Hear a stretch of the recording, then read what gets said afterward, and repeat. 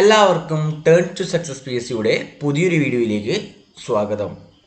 നമ്മൾ ഇന്ന് പുതിയൊരു റിവിഷൻ സീരീസ് ആരംഭിക്കാൻ പോവാണ്. അതായത് നമ്മൾ പഠിച്ച കാര്യങ്ങളൊന്ന് റിവിഷൻ ചെയ്തെടുക്കുക. അതായത് വരുന്ന ലാബ് അസിസ്റ്റൻറ്റ്, CPO, അതുപോലെ തന്നെ ASM പോലുള്ള എക്സാമുകൾക്ക് വേണ്ടിയിട്ടുള്ള ഒരു റിവിഷൻ സീരീസാണിത്. അപ്പോൾ നിങ്ങൾ ചെയ്യേണ്ട ഇത്ര കാര്യം മാത്രമാണ്. നിങ്ങൾ ഈ വീഡിയോ കാണുന്ന സമയത്ത് എന്ത് ചെയ്യുക, നിങ്ങൾ ഇത് നന്നായിട്ട് എന്ത് ചെയ്യുക, ശ്രദ്ധിക്കുക. നിങ്ങൾ പഠിച്ച കാര്യങ്ങളൊന്ന് പഠിച്ച കാര്യങ്ങൾക്ക് റിവിഷനായിട്ട് ഇതെടുക്കുക. അതുപോലെ തന്നെ നിങ്ങൾ ക്ലാസ് കാണാനിരിക്കുന്ന സമയത്ത്, വീഡിയോ കാണുന്ന സമയത്ത് എന്ത് ചെയ്യുക, ഒരു പേനയും അല്ലെങ്കിൽ ഒരു പുസ്തകവും പേനയും എടുത്തിട്ട് അറിയാത്ത പോയിന്റ്സ് ഉണ്ടെങ്കിൽ എന്ത് ചെയ്യുക, ജസ്റ്റ് എന്ത് ചെയ്യുക, നോട്ട് ചെയ്ത് വെക്കുക. അതുപോലെ തന്നെ ഇതിൻ്റെ നോട്ട്സിന് വേണ്ടിയിട്ട് എന്ത് ചെയ്യുക, നമ്മൾ ടെലിഗ്രാം ചാനലിൽ ജോയിൻ ചെയ്താൽ മതി. അതുപോലെ തന്നെ നിങ്ങൾ ആദ്യമായിട്ടാണ് ഈ ചാനൽ കാണുന്നതെന്നുണ്ടെങ്കിൽ വീഡിയോ ഇഷ്ടമായെങ്കിൽ എന്ത് ചെയ്യുക, ഈ ചാനലൊന്നും എന്ത് ചെയ്യുക, സബ്സ്ക്രൈബ് ചെയ്യുക. ഓക്കെ, അപ്പോൾ നമ്മൾ ആദ്യത്തെ ക്വസ്റ്റ്യനിലോട്ട് പോവാണ്. നമ്മൾ കുറച്ച് ക്വസ്റ്റ്യൻസും അതുമായിട്ട് ബന്ധപ്പെട്ട കണക്കായിട്ടുള്ള ആ ടോപ്പിക്കുമായിട്ട് ബന്ധപ്പെട്ട കാര്യങ്ങളാണ് നമ്മൾ ഈ വീഡിയോയിലൂടെ ഉദ്ദേശിക്കുന്നത്. അപ്പോൾ ആദ്യത്തെ ക്വസ്റ്റ്യൻ ഇതാണ്: ISRO ചെയർമാനായ മലയാളികളിൽ ഉൾപ്പെടാത്തതാരെന്നാണ്. ISRO ചെയർമാനായ മലയാളികളിൽ ഉൾപ്പെടാത്തതാര്? ആരാണ്? G. Madhavan Nair, K. Radhakrishnan, K. Shivan, K. Kasturirangan. ആരാണ് ഉത്തരം വരിക? K. ശിവനാണ്. ഓപ്ഷൻ സി ആരാണ്?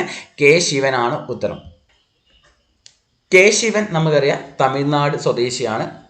9ാമത്തെ ISRO ചെയർമാനായിരുന്നു ആര്? K. ശിവൻ. നമുക്കറിയാം ആകെ 11 ISRO ചെയർമാന്മാരിൽ 5 പേര് മലയാളികളാണ്. അല്ല, ആദ്യത്തെ ആള് MGK മേനോൻ, രണ്ടാമത് K. Kasturirangan, next G. Madhavan Nair, next K. Radhakrishnan, 5ാമത്തെ മലയാളിയായിരുന്നു ആര്? നമ്മുടെ S. സോമനാഥ്. ഓക്കെ, അതൊന്ന് ഓർത്തിരിക്കാം. നെക്സ്റ്റ് നമുക്ക് കുറച്ച് ക്വസ്റ്റ്യൻസ് നോക്കാം. ഒന്നാമത്തെ ക്വസ്റ്റ്യൻ: എഡ്യൂസാറ്റ് വിക്ഷേപിക്കുമ്പോൾ ISRO ചെയർമാൻ ആരായിരുന്നു? ചന്ദ്രയാൻ 1 വിക്ഷേപണ സമയത്ത് ISRO ചെയർമാൻ. മംഗളയാൻ വിക്ഷേപിക്കുമ്പോൾ ISRO ചെയർമാൻ ആയിരുന്നു. ആദ്യത്തെ കൃത്രിമ ഉപഗ്രഹമായ ആര്യഭട്ട വിക്ഷേപിക്കുമ്പോൾ ISRO ചെയർമാൻ ആയിരുന്നു. ഇങ്ങനെയുള്ള രീതിയിൽ ക്വസ്റ്റ്യൻ ചോദിച്ചു കഴിഞ്ഞാൽ എങ്ങനെയാണ് നമ്മൾ ഉത്തരം എഴുതാൻ പറ്റുക? അതിന് ഉത്തരം എഴുതാൻ പറ്റുന്ന ഏറ്റവും നല്ല വഴിയാണ് അവരുടെ ISRO ചെയർമാന്മാരുടെ കാലഘട്ടം പഠിച്ചു വെക്കുക എന്നുള്ള കാര്യം. നമുക്കറിയാം ഈ പറഞ്ഞ എഡ്യൂസാറ്റ് വിക്ഷേപിച്ചത് 2004 അറിയാം അല്ലേ. ഇന്ത്യയുടെ ആദ്യത്തെ വിദ്യാഭ്യാസ ഉപഗ്രഹമാണ് ഇത് എഡ്യൂസാറ്റ്. അതുപോലെ ചന്ദ്രയാൻ വിക്ഷേപിച്ചത് എപ്പോഴാണ്?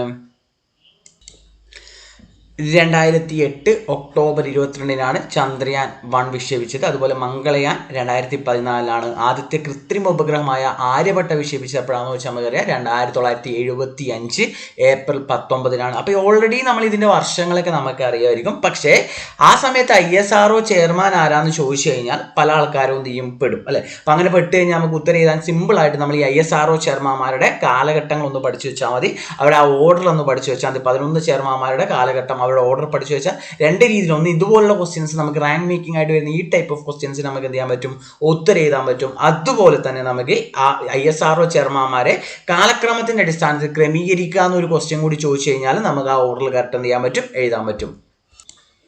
നമുക്കറിയാം ISRO നിലവിൽ വന്നപ്പോഴാണ് 1969 ഓഗസ്റ്റ് 15-നാണ്.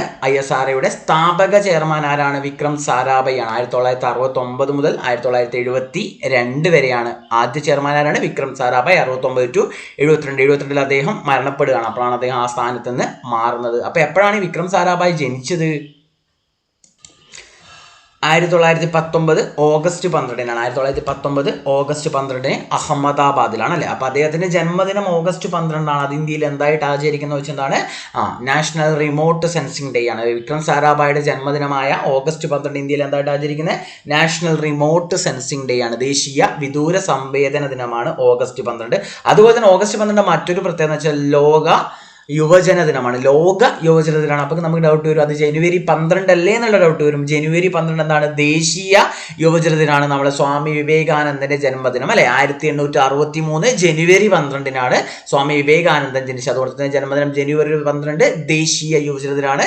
ലോക യുവജന ദിനമാണ് ഓഗസ്റ്റ് 12-ആണ്. അന്ന് തന്നെയാണ് വിക്രം സാരാഭായിയുടെ ജന്മദിനം. അദ്ദേഹത്തിന്റെ ജന്മദിനം ഇന്ത്യയിൽ എന്തായിട്ടാണ് ആചരിക്കുന്നത് വെച്ചാൽ എന്താണ്? ദേശീയ വിദൂര സംവേദന ദിനമാണ്. അപ്പോൾ ആദ്യത്തെ ചെയർമാനായിരുന്നു വിക്രം സാരാഭായ്. അദ്ദേഹം മരിച്ച ശേഷം പെട്ടെന്ന് വരുന്ന ഒരാളാണ് ആര്? MGK മേനോൻ. നമുക്ക് പറയാം രണ്ടാമത്തെ ചെയർമാനാണ്. അത് കുറച്ചു കാലം, ഏറ്റവും കുറച്ചു കാലം മാത്രം, അതായത് 72 കുറച്ചു കാലം, ഏറ്റവും കുറച്ചു കാലം ISRO ചെയർമാനായിരുന്ന വ്യക്തിയാണ്. അതുപോലെ ISRO ചെയർമാനായ ആദ്യത്തെ മലയാളിയും കൂടിയാണ് ആര്? MGK മേനോൻ.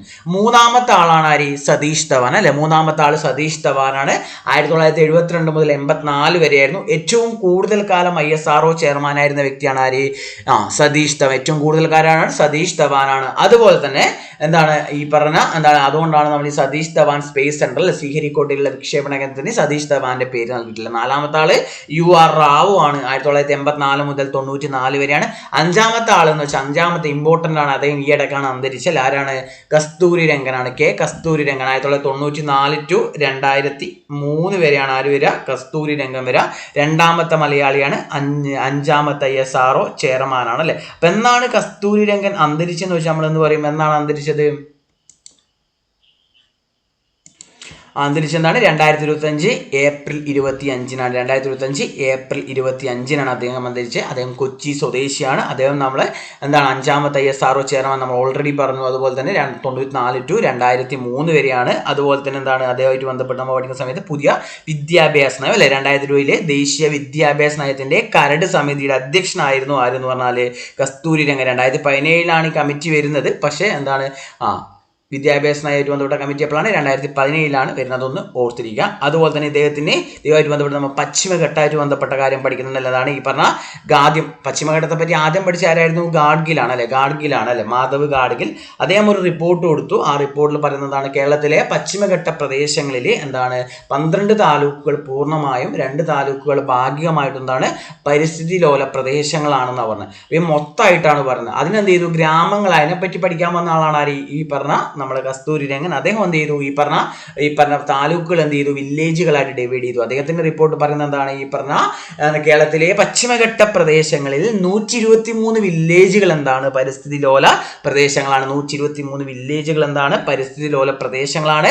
പിന്നെ കസ്തൂരി രംഗനായിട്ട് പഠിക്കുന്ന സമയത്ത് അദ്ദേഹമായിട്ട് ബന്ധപ്പെട്ട് അദ്ദേഹത്തിന് കിട്ടിയ അവാർഡുകൾ എന്ന് കൊടുത്തിരിക്കണം. അദ്ദേഹത്തിന് പത്മശ്രീ പുരസ്കാരം ലഭിച്ചത് 1982-ലാണ്, പത്മഭൂഷൺ ലഭിച്ചത് 1992-ലാണ്, പത്മവിഭൂഷൺ ലഭിച്ചത് 2000-ലാണ്. അതുപോലെ തന്നെ അദ്ദേഹത്തിന് ഒരു പുസ്തകമുണ്ട്. ആ പുസ്തകത്തിന്റെ പേരെന്താണ്? Space and beyond. എന്താണ്? Space and beyond professional voyage of K Kasturi Rangan. അതുപോലെ തന്നെ അദ്ദേഹമായിട്ട് ബന്ധപ്പെട്ട് അദ്ദേഹം രാജ്യസഭാ MP ആയിരുന്നു, രാജ്യസഭാംഗമായിരുന്ന മലയാളിയായിരുന്നു ആര്? കസ്തൂരി രംഗൻ. രാജ്യസഭാംഗമായിരുന്ന മലയാളിയായിരുന്നു ഒരു കസ്തൂരി രംഗൻ. രാജ്യസഭയിലേക്ക് രാഷ്ട്രപതി നാമനിർദ്ദേശം ചെയ്യപ്പെട്ട മലയാളിയാണ്. 2003 മുതൽ 2009 വരെ. എപ്പോഴാണ്? 2003 മുതൽ 2009 വരെ അല്ലെ. നിലവിൽ ഒരാളുണ്ടല്ലോ രാജ്യസഭയിലേക്ക് രാഷ്ട്രപതി നാമനിർദ്ദേശം ചെയ്ത മലയാളി എന്ന് പറയുന്ന ആരാണ്? അതാണ് നിലവിലുള്ള ആളാണ്. ആരെയും നിലവിലുള്ളത് PT ഉഷയാണ് അല്ലെ. രാജ്യസഭയിലേക്ക് നാമനിർദ്ദേശം ചെയ്യപ്പെട്ട ആദ്യത്തെ മലയാളി എന്ന് പറഞ്ഞ ആരാണ്? അത് നമ്മളെ സർദാർ KM പണിക്കറാണ്. ആരാണ്? സർദാർ KM പണിക്കറാണ്. 4ാമത്തെ ആളാണ്. 5ാമത്തത് കസ്തൂരി രംഗനാണ്. 6ാമത്തെ ആരാണ്? G മാധവൻ നായരാണ്. ആരാണ്? G മാധവൻ നായരാണ്. 2003 to 2009 വരെയാണ്. അടുത്താരാണ്? K രാധാകൃഷ്ണനാണ്. 2009 മുതൽ 2009 to 2014. സോറി, എത്രയാണ്? 2014 എത്രയാണ്? 2014 ഡിസംബർ 31 വരെയാണ് ആര് വരിക? ഡിസംബർ 30. 2014 ഫുൾ ആരാണ്? K രാധാകൃഷ്ണനാണ് വരിക.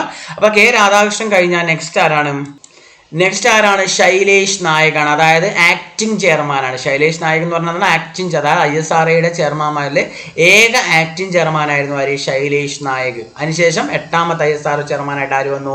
S കിരൺകുമാർ. 2015 to 2018 വരെ. അടുത്ത K Shivan. 2018 January to 2022 January. S Somnath ആണ് 2022 ജനുവരി to 2025 ജനുവരി.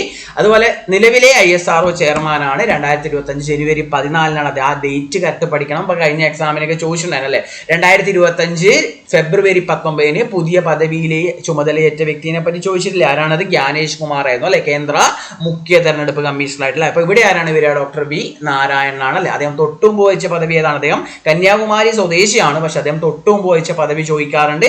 ഏതാണ് തൊട്ടും വഹിച്ച പദവി? അദ്ദേഹം LPS അല്ലെ, തിരുവനന്തപുരത്തുള്ള ലിക്വിഡ് പ്രൊപ്പൽഷൻ സിസ്റ്റം സെന്റർ LPSCന്റെ ഡയറക്ടർ ആയിരുന്നു. ആ പദവിയിൽ നിന്നാണ് അദ്ദേഹം എങ്ങോട്ട് വന്നത്? ഈ പറഞ്ഞ ISRO ചെയർമാൻ എന്നുള്ള പദവിയിലോട്ട്. അപ്പൊ LPSC അതായത് ലിക്വിഡ് പ്രൊപ്പൽഷൻ സിസ്റ്റം സെന്റർ തിരുവനന്തപുരത്താണ്. തിരുവനന്തപുരത്ത് എവിടെയാണ് സ്ഥിതി ചെയ്യുന്നത്? വലിയ മലയാണ്. എവിടെയാണ് ആസ്ഥാനം? എവിടെയാണ്? വലിയ മലയാണ്. അതൊന്ന് ഓർത്തിരിക്കുക. അപ്പൊ നിലവിലെ 11ാമത്തെ ISRO ചെയർമാനാണ് ആര്? Doctor V Narayanan. അപ്പൊ നമ്മൾ ജസ്റ്റ് ഇവിടെ ഈ കാലഘട്ടങ്ങൾ നമ്മൾ എന്ത് ചെയ്തു? മെൻഷൻ ചെയ്തു പറഞ്ഞായിരുന്നു. അപ്പൊ നമുക്ക് എന്ത് ചെയ്യാം? ഇനി നമുക്ക് ഈ ഉത്തരങ്ങളൊക്കെ എഡ്യൂസാറ്റ് വിക്ഷേപിച്ച് നമ്മൾ പറഞ്ഞു 2004-ലാണ്. എപ്പോഴാണ്? 2004-ലാണ്. ആ സമയത്ത് ആരായിരിക്കും? 2004. അപ്പൊ 2003 to 2009 വരെ നമ്മൾ പറഞ്ഞു G മാധവൻ നായരാണ്. 3 to 9 വരെ G. അപ്പൊ 2004 ആരാണ്? G മാധവൻ നായരാണ്. ആരാണ് ഉത്തരം വരിക? G മാധവൻ നായരാണ്. പ്രത്യേകിച്ച് നമ്മൾ പഠിക്കേണ്ട ആവശ്യമില്ല. G മാധവൻ നായർ. ചന്ദ്രയാൻ 1 നമ്മൾ ഓൾറെഡി പഠിച്ചു വെച്ചിട്ടുണ്ട് അല്ലെ. ചന്ദ്രയാൻ 1 എപ്പോഴാണ് വിക്ഷേപിച്ചത്? 2008 ഒക്ടോബർ 22. അപ്പൊ 2003 മുതൽ 2009 വരെ അവിടെ ആര് തന്നെയാണ് ഉള്ളത്? നമ്മളെ G മാധവൻ. അപ്പൊ 2004 2008 ഒക്ടോബർ 22 ആരുടെയാണ്? ജി മാധവൻ നായരാണ് അല്ലെ. 2014 മംഗൾയാൻ വിക്ഷേപിക്കുന്നത്. ആ സമയത്ത് ആരായിരിക്കും മംഗൾയാൻ വിക്ഷേപിക്കുമ്പോൾ? അതും 2014 ഫുള്ള് കെ രാധാകൃഷ്ണനാണ്. അതായത് 2009 to 2014 വരെ കെ രാധാകൃഷ്ണനാണ്. അതുപോലെ ആദ്യത്തെ കൃത്രിമ ഉപഗ്രഹമായ ആര്യഭട്ട 1975 ഏപ്രിൽ 19 വിക്ഷേപിച്ചത്. ആ സമയത്ത് ISRO ചെയർമാൻ 1972 മുതൽ 84 വരെ കണ്ടിന്യൂസ്ലി ആരായിരുന്നു? നമ്മുടെ സതീഷ് ധവാൻ ആയിരുന്നു. അപ്പൊ ആദ്യത്തെ കൃത്രിമ ഉപഗ്രഹമായ ആര്യഭട്ട വിക്ഷേപിക്കുമ്പോൾ സതീഷ് ധവാനാണ്. രണ്ടാമത്തെ കൃത്രിമ ഉപഗ്രഹം ഏതാണ്? ഭാസ്കര 1 ആണ് അല്ലെ. ഏതാണ്? ഭാസ്കര 1 ആണ്. അത് വിക്ഷേപിച്ചപ്പോഴാണ് 1979 1979 ജൂൺ 7 ആ സമയത്തും ആരെന്നെയാണ്? 72 മുതൽ 84 വരെ സതീഷ് ധവാൻ. അപ്പൊ രണ്ടാമത്തെ കൃത്രിമ ഉപഗ്രഹം വിക്ഷേപിക്കണം ISRO ചെയർമാൻ ആരാണ്? സതീഷ് ധവാൻ ആണ്. ഓർത്തിരിക്കുക. അതുപോലെ തന്നെ ബാക്കിയുള്ള വിക്ഷേപണങ്ങളൊക്കെ ചോദിക്കാം. അപ്പൊ അതെന്ത് ചെയ്യുക? ഈ പറഞ്ഞ കാലഘട്ടം വെച്ച് നിങ്ങൾ എന്ത് ചെയ്യുക? ഉത്തരം എഴുതാം. രണ്ടാമത്തെ ക്വസ്റ്റ്യൻ ഭരണഘടനയുമായി ബന്ധപ്പെട്ടാണ്. ആദ്യത്തെ പ്രസ്താവന ഇതാണ്: ഇന്ത്യയിൽ ഭരണഘടനാ നിയമനിർമ്മാണ സഭ നിലവിൽ വന്നതിന്റെ അടിസ്ഥാനം ക്യാബിനറ്റ് മിഷനാണ്. ഭരണഘടനാ നിയമനിർമ്മാണ സഭയുടെ 3ാമത്തെ സമ്മേളനത്തിലാണ് ലക്ഷ്യപ്രമേയം അവതരിപ്പിച്ചത്. ഭരണഘടനാ നിയമനിർമ്മാണ സഭ ഭരണഘടന നിർമ്മിക്കാൻ ആകെ 165 ദിവസം സമ്മേളിച്ചു. ഏതൊക്കെയാണ് ഇതിൽ ശരിയായിട്ട് വരിക? ഏതൊക്കെയാണ്? അപ്പൊ ഒന്നാമത്തെ പ്രസ്താവന, ഇന്ത്യയിൽ ഭരണഘടനാ നിയമനിർമ്മാണ സഭ നിലവിൽ വന്നതിന്റെ അടിസ്ഥാനം ഏതാണ്? ക്യാബിനറ്റ് മിഷനാണ്. നമ്മൾ ഇതുപോലെ തന്നെ പഠിക്കുന്നുണ്ട്. അതെന്താണ്? ശരിയാണ് അല്ലെ. അതുപോലെ ഭരണഘടനാ നിയമനിർമ്മാണ സഭയുടെ 3ാമത്തെ സമ്മേളനത്തിലാണ് ലക്ഷ്യപ്രമേയം അവതരിപ്പിച്ചത്. അപ്പൊ നമ്മൾ ഓൾറെഡി പഠിച്ചിട്ടുണ്ടാവും. ലക്ഷ്യപ്രമേയം അവതരിപ്പിച്ചത് എപ്പോഴാണ്? 1946 ഡിസംബർ 13 അല്ലെ. അപ്പൊ ആദ്യമായിട്ട് സമ്മേളിച്ചത് എപ്പോഴാണ്? 1946 ഡിസംബർ 9 ആദ്യമായിട്ട് സമ്മേളിച്ചത്. അപ്പൊ ആദ്യമായിട്ട് സമ്മേളിച്ച ഡിസംബർ 9 ലക്ഷ്യപ്രമേയം അവതരിപ്പിച്ച ഡിസംബർ 13 അപ്പൊ നമ്മൾ അങ്ങനെ ചിന്തിക്കുന്ന ഡിസംബർ 11 നമ്മൾ ഒരു ഇതും കൂടി പഠിക്കുന്നതാണ്. സ്ഥിരം അധ്യക്ഷനായിട്ട് എന്ത് ചെയ്തു? ഡോക്ടർ രാജേന്ദ്ര പ്രസാദിനെ എന്ത് ചെയ്തു? തെരഞ്ഞെടുത്തു എന്ന പോയിന്റും കൂടി പഠിക്കണം. അപ്പൊ അത് നോക്കുമ്പോൾ 1, 2, 3 കൂട്ടി നോക്കുമ്പോൾ കറക്റ്റ് ആയിരിക്കും. പക്ഷേ ഒരു കാര്യം മനസ്സിലാക്കണം. എന്താണ്? 1946 ഡിസംബർ 13 നടന്ന 3ാമത്തെ സമ്മേളനമല്ല. അത് ആദ്യ സമ്മേളനത്തിന്റെ തുടർച്ചയാണ്. കാരണം ആദ്യ സമ്മേളനം, ഒരു സമ്മേളനം നോർമലി 15 ദിവസം എന്ത് ചെയ്യും? നീണ്ടു നിൽക്കും. ഒരു സമ്മേളനം എത്ര ദിവസമുണ്ട്? 15 ദിവസമുണ്ട്. അപ്പൊ ആദ്യ സമ്മേളനം ഡിസംബർ 9 തുടങ്ങിയിട്ട് അത് ഡിസംബർ 22 വരെ, ഡിസംബർ 22 വരെ എന്തുണ്ടായിരുന്നു? ആ സമ്മേളനം 15 ദിവസം നീണ്ടു നിന്നിട്ടുണ്ടായിരുന്നു. ഓക്കെ. അപ്പൊ അതുകൊണ്ട് തന്നെ ആദ്യ സമ്മേളനത്തിൽ തന്നെയാണ് ഡിസംബർ 11 ആദ്യ സമ്മേളനമാണ്. ഡിസംബർ 13 ആദ്യ സമ്മേളനത്തിന്റെ ഭാഗമാണ്. അപ്പൊ ഈ പറഞ്ഞ ക്വസ്റ്റ്യന്റെ ഉത്തരം ഏതാണ്? ആ പ്രസ്താവന തെറ്റാണ്. 3ാമത്തെ സമ്മേളനത്തിലാണെന്ന് പറഞ്ഞ തെറ്റാണ്. അത് ഏതാണ്? ഒന്നാമത്തെ സമ്മേളനത്തിൽ ഒരു സെഷനിലാണ് എന്ത് ചെയ്യുന്നത്? ഈ പറഞ്ഞ നെഹ്റു എന്ത് ചെയ്യുന്നത്? ലക്ഷ്യപ്രമേയം അല്ലെ. അതാണ് പിന്നീട് ഇന്ത്യൻ ഭരണഘടനയുടെ ആമുഖമായിട്ട് മാറുന്നത് അല്ലെ. അത് അംഗീകരിച്ചത് എപ്പോഴാണ്? 1947 ജനുവരി 22 നമ്മൾ പഠിക്കുന്നുണ്ട് അല്ലേ. അപ്പൊ അതെന്താണ്? ഈ പ്രസ്താവന തെറ്റാണ്. ആദ്യത്തെ സമ്മേളനത്തിൽ തന്നെയാണ് എന്ത് ചെയ്യുന്നത്? ലക്ഷ്യപ്രമേയം ജവഹർലാൽ നെഹ്റു എന്ത് ചെയ്യുന്നത്? ഭരണഘടനാ നിയമനിർമ്മാണ സഭയിൽ എന്ത് ചെയ്യുന്നത്? അവതരിപ്പിക്കുന്നത്. ഓക്കെ അല്ലേ. അങ്ങനെയാണ് ഭരണഘടനാ നിയമനിർമ്മാണ സഭ ഭരണഘടന നിർമ്മിക്കാൻ ആകെ 165 ദിവസം സമ്മേളിച്ചു. ശരിയാണോ തെറ്റാണോ? ആകെ 165 ദിവസം സമ്മേളിച്ചിട്ടുണ്ടോ എന്ന് ചോദിച്ചാൽ ഭരണഘടന നിർമ്മിക്കാൻ ഒരു സമ്മേളനം എത്രയാണ്? 15 ദിവസമാണെന്ന് തോന്നുന്നു അല്ലെ. അപ്പൊ ആകെ ഭരണഘടന നിർമ്മിക്കാൻ വേണ്ടിയുള്ള ആകെ സമ്മേളനങ്ങൾ എത്രയായിരിക്കും? ആകെ സമ്മേളനങ്ങൾ എത്രയായിരിക്കും? 11 സമ്മേളനങ്ങളാണ് വരിക. അപ്പൊ 11 × 15 എത്ര ദിവസമായി? 165 ദിവസമാണ് സമ്മേളിച്ചത്. അപ്പൊ ഭരണഘടനാ നിയമനിർമ്മാണ സഭ ഭരണഘടന നിർമ്മിക്കാൻ എത്ര പ്രാവശ്യം സമ്മേളിച്ചു എന്ന് വെച്ചിട്ടാണ്? എത്രയാണ്? 11 സമ്മേളനങ്ങളായിട്ട് 165 ദിവസമാണ്. അപ്പൊ അത് ശരിയാണ്. അപ്പൊ ഏതാ ഉത്തരം വരിക? ഉത്തരം ഏതാണ്? ഓപ്ഷൻ സി ആണല്ലോ. 1 ശരിയാണ്, 3 ശരിയാണ്, 2 തെറ്റാണ്. ഇതൊന്ന് ഓർത്തിരിക്കുക. അപ്പൊ അതുപോലെ തന്നെ നമ്മൾ പറഞ്ഞ കാര്യം എന്താണ്? നമ്മൾ പറഞ്ഞതാണ് നമുക്ക് ആകെ ഭരണഘടന നിർമ്മിക്കാൻ 11 സമ്മേളനങ്ങളാണ്. പക്ഷെ അവിടെ ശ്രദ്ധിക്കേണ്ട കാര്യം, ഭരണഘടനാ നിയമനിർമ്മാണ സഭ ആകെ എത്ര പ്രാവശ്യം സമ്മേളിച്ചിട്ടുണ്ടെന്ന് ചോദിച്ചാൽ 12 പ്രാവശ്യം എന്ത് ചെയ്തിട്ടുണ്ട്? സമ്മേളിച്ചിട്ടുണ്ട്. ആദ്യത്തെ 11 പ്രാവശ്യം സമ്മേളിച്ചത് ഭരണഘടന നിർമ്മിക്കാനാണ്. അതായത് 11ാമത് സമ്മേളനം എപ്പോഴാണ്? ഭരണഘടന അംഗീകരിക്കുന്നതാണ്. എപ്പോഴാണ്? 1949 നവംബർ 26 1949 നവംബർ 26 അല്ലെ. ഭരണഘടന ആമുഖത്തിൽ പരാമർശിക്കുന്ന ഏക തീയതിയാണ് ഇത്, 1949 നവംബർ 26. ആ നവംബർ 26 11ാമത്തെ സമ്മേളനം നടക്കുന്നത്. അതിലെന്ത് ചെയ്തു? ഭരണഘടന അംഗീകരിച്ചു. പിന്നീട് ഒരു പ്രാവശ്യം കൂടി എന്ത് ചെയ്തിട്ടുണ്ട്? ഈ പറഞ്ഞ ഭരണഘടനാ നിയമനിർമ്മാണ സഭ സമ്മേളിച്ചു. അതെപ്പോഴാണ്? ഏറ്റവും അവസാനമായിട്ട് ഈ ഭരണഘടനയിൽ ഒപ്പുവെക്കാൻ വേണ്ടിയാണ്, അംഗങ്ങൾ ഒപ്പുവെക്കാൻ വേണ്ടിയാണ് 1950 ജനുവരി 24 അത് 12ാമത്തെ സമ്മേളനമാണ്. ഓൾറെഡി ഭരണഘടന നിർമ്മിച്ച് കഴിഞ്ഞ ശേഷമാണ് ആ ഒരു സമ്മേളനം. അതുകൊണ്ട് സഭ എത്ര പ്രാവശ്യം സമ്മേളിച്ചിട്ടുണ്ട്? 12 പ്രാവശ്യമാണ്. 12ാമത്തെ സമ്മേളനം എപ്പോഴാണ് നടന്നത്? 1950 ജനുവരി 24 ആ സമ്മേളനത്തിലാണ് എന്ത് ചെയ്തത്? 3 കാര്യങ്ങൾ പ്രധാനമായിട്ട് ചെയ്യുന്നത്. എന്തൊക്കെയാണ്? ഒന്ന്, ഭരണഘടനയിൽ എന്ത് ചെയ്തു? ഒപ്പുവെച്ചു. എന്ത് ചെയ്തു? ഭരണഘടനയിൽ എന്ത് ചെയ്തു? സഭയിലെ അംഗങ്ങൾ 284 പേരാണ് ഒപ്പുവെച്ചത് അല്ലെ. അതുപോലെ തന്നെ എന്ത് ചെയ്തു? നമ്മളെ ഡോക്ടർ രാജേന്ദ്ര പ്രസാദിന് എന്ത് ചെയ്തു? ഇന്ത്യയുടെ രാഷ്ട്രപതിയായിട്ട് എന്ത് ചെയ്തു? തെരഞ്ഞെടുത്തു. അതുപോലെ തന്നെ എന്താണ്? ദേശീയ ഗാനവും ദേശീയ ഗീതവും അംഗീകരിച്ചതും ഈ പറഞ്ഞ അവസാനത്തെ സമ്മേളനത്തിലാണ്. ഇതൊന്ന് ഓർത്തിരിക്കാം. അപ്പോൾ നമ്മൾ ആദ്യം ഒന്ന് വേവൽ പ്ലാൻ ഓർത്തിരിക്കുക. വേവൽ പ്ലാൻ എപ്പോഴാണ്? 1945 ജൂൺ 14 വേവൽ പ്ലാൻ അവതരിപ്പിക്കുന്നത് അല്ലെ, വേവൽ പ്രഭു. അതായത് അതിലാണ് ആദ്യമായിട്ട് പറഞ്ഞത് ഇന്ത്യക്കാർക്ക് അവരുടേതായ ഒരു സ്വന്തം ഭരണഘടന വേണം, ഇന്ത്യക്കാർക്ക് അവരുടേതായ ഒരു സ്വന്തം ഭരണഘടന വേണം എന്ന ആശയം ആദ്യമായിട്ട് മുന്നോട്ട് വെക്കുന്ന ഇതിലാണ്, ഈ പറഞ്ഞ വേവൽ പ്ലാനിലാണ് വേവൽ പ്ലാനിലാണ്. അതൊന്ന് ഓർത്തിരിക്കുക. ഈ വേവൽ പ്ലാനിലെ കാര്യങ്ങൾ ചർച്ച ചെയ്യാൻ വേണ്ടി വിളിച്ച ഒരു സമ്മേളനമുണ്ട്. വേവൽ പ്രഭു വിളിച്ച സമ്മേളനത്തിന്റെ പേരെന്താണ്? സിംല കോൺഫറൻസ് ആണ്. ഏതാണ്? 1945 നടക്കുന്ന സിംല, ഇന്ത്യയിലെ രാഷ്ട്രീയ പാർട്ടി നേതാക്കളുടെ ഒരു സമ്മേളനം, ഒരു മീറ്റിംഗ് അദ്ദേഹം വിളിച്ചു. അതിന്റെ പേരാണ് സിംല കോൺഫറൻസ്. 1945 പക്ഷെ സിംല ഉടമ്പടി, സിംല കരാർ നമ്മൾ പഠിക്കുന്നത് 1972 അല്ലെ. ഇന്ദിരാഗാന്ധിയും ഈ 1971 ബംഗ്ലാദേശ് ഫോർമേഷനായിട്ട് ഇന്ത്യയും പാകിസ്ഥാനും തമ്മിൽ യുദ്ധം ഉണ്ടായി. അതിന്റെ ഫലമായിട്ടുള്ള സമാധാന കരാറായിരുന്നു ഇത് സിംല ഉടമ്പടി. അത് 1972 സുൽഫിക്കർ അലി ഭൂട്ടയും, പാകിസ്ഥാൻ പ്രധാനമന്ത്രി സുൽഫിക്കർ അലി ഭൂട്ടയും ഇന്ത്യൻ പ്രധാനമന്ത്രി ഇന്ദിരാഗാന്ധിയും തമ്മിൽ ഒപ്പുവെച്ച കരാർ. അപ്പൊ സിംല കരാറും സിംല കോൺഫറൻസും മാറരുത്. സിംല കോൺഫറൻസ് 1945 സിംല ഉടമ്പടി എപ്പോഴാണ്? 1972. ഓക്കെ. അതുപോലെ തന്നെ അടുത്ത ക്യാബിനറ്റ് മിഷൻ. നമുക്കറിയാം ഇന്ത്യയിൽ ഭരണഘടനാ നിയമനിർമ്മാണ സഭ രൂപീകരിച്ച അടിസ്ഥാനം ഏതാണ്? ക്യാബിനറ്റ് മിഷൻ ആണ് അല്ലെ. അപ്പൊ ക്യാബിനറ്റ് മിഷൻ എന്നാണ് ഇന്ത്യയിൽ എത്തിയെന്ന് വെച്ചാൽ എന്നാണ് ഈ ഒരു പോയിന്റ് സ്ട്രെസ് ചെയ്യുക. ഏതാണ്? ഇന്ത്യയിൽ. ക്യാബിനറ്റ് മിഷൻ എന്നാണ് ഇന്ത്യയിൽ എത്തിയെന്ന് വെച്ചപ്പോഴാണ് 1946. എന്തുകൊണ്ടാണ് ഇന്ത്യയിൽ നമ്മൾ ശ്രദ്ധിക്കാൻ പറഞ്ഞ? ഇന്ത്യയിൽ എന്തുകൊണ്ടാണ്? ഇന്ത്യയിൽ ഒന്ന് അണ്ടർലൈൻ ചെയ്യുക, അല്ലെങ്കിൽ ഇന്ത്യയിൽ ഒന്ന് ശ്രദ്ധിക്കുക. എന്തുകൊണ്ടാണ് ഇന്ത്യയിൽ ഒന്ന് ശ്രദ്ധിക്കാൻ പറഞ്ഞത്? ഇന്ത്യയിൽ എത്തിയത് എപ്പോഴാണ്? 1946 മാർച്ച് 20 ഒന്ന് ശ്രദ്ധിക്കുക. ക്യാബിനറ്റ് മിഷൻ ഇന്ത്യയിൽ നിന്നല്ല, ബ്രിട്ടീഷ് ഇന്ത്യയിലാണ്. ടൈപ്പിംഗ് മിസ്റ്റേക്ക് ആയിരുന്നു. അപ്പോൾ ഒന്ന് കറക്റ്റ് ചെയ്തിട്ടുണ്ട്. എന്താണ്? ക്യാബിനറ്റ് മിഷൻ ബ്രിട്ടീഷ് ഇന്ത്യയിൽ എത്തിയത് എപ്പോഴാണെന്ന് വെച്ചപ്പോഴാണ് 1946 മാർച്ച് 23 അതെവിടെയാണ്? കറാച്ചിയിലാണ്. ഇത് പൊതുവെ രണ്ട് ഡേറ്റുകൾ നമ്മൾ പലപ്പോഴും കൺഫ്യൂഷൻ ആക്കാറുണ്ട്. അപ്പോൾ ഇത് കറക്റ്റ് ഇതുപോലെ തന്നെ പഠിക്കുക. ബ്രിട്ടീഷ് ഇന്ത്യയിൽ എത്തിയത് എവിടെയാണ്? കറാച്ചിയാണ്. പാകിസ്ഥാന്റെ ഭാഗമാണ്. നിലവിൽ കറാച്ചി എവിടെയാണ്? പാകിസ്ഥാനിലാണ് അല്ലേ. അപ്പോൾ അതുകൊണ്ട് ബ്രിട്ടീഷ് ഇന്ത്യയിൽ എത്തിയെന്ന് വെച്ചാൽ എപ്പോഴാണ്? 1946 മാർച്ച് 23 തന്നെ എഴുതണം. അതുപോലെ തന്നെ ഇന്ത്യയിൽ എത്തിയെന്ന് വെച്ചപ്പോഴാണ് 1940 തൊട്ടടുത്ത ദിവസം അല്ലെ. കറാച്ചിയിൽ നിന്ന് നേരെ എങ്ങോട്ട് വന്നു? എവിടെ തോന്നുന്നു? ഡൽഹിയിലോട്ട് വന്നു. 1946 മാർച്ച് 24. അപ്പോൾ പൊതുവെ എക്സാമിന് 1946 മാർച്ച് 24 എന്നുള്ള പോയിന്റ് ആണ് കാണാറ്. പക്ഷേ എന്താണ്? രണ്ടും ആൻസർ ആയിട്ട് വന്നിട്ടുണ്ട്. ഓപ്ഷൻ നോക്കി ആൻസർ ചെയ്യുക. പക്ഷെ ബ്രിട്ടീഷ് ഇന്ത്യയിൽ നിന്ന് എടുത്ത് ചോദിച്ച് തന്നെ എഴുതണം. മാർച്ച് 24 എഴുതാൻ പാടില്ല. 1946 മാർച്ച് 23 തന്നെ എഴുതണം. മാർച്ച് 24 എവിടെ എത്തിയത്? ഡൽഹിയിൽ എത്തിയ, കറാച്ചിയിൽ എത്തിയ. ചിലപ്പോൾ ആ രീതിയിൽ തന്നെ ചോദിക്കാം. അപ്പോൾ ഓപ്ഷൻ അനുസരിച്ച് എങ്ങനെ എഴുതണം? ഉത്തരം എഴുതണം അല്ലെ.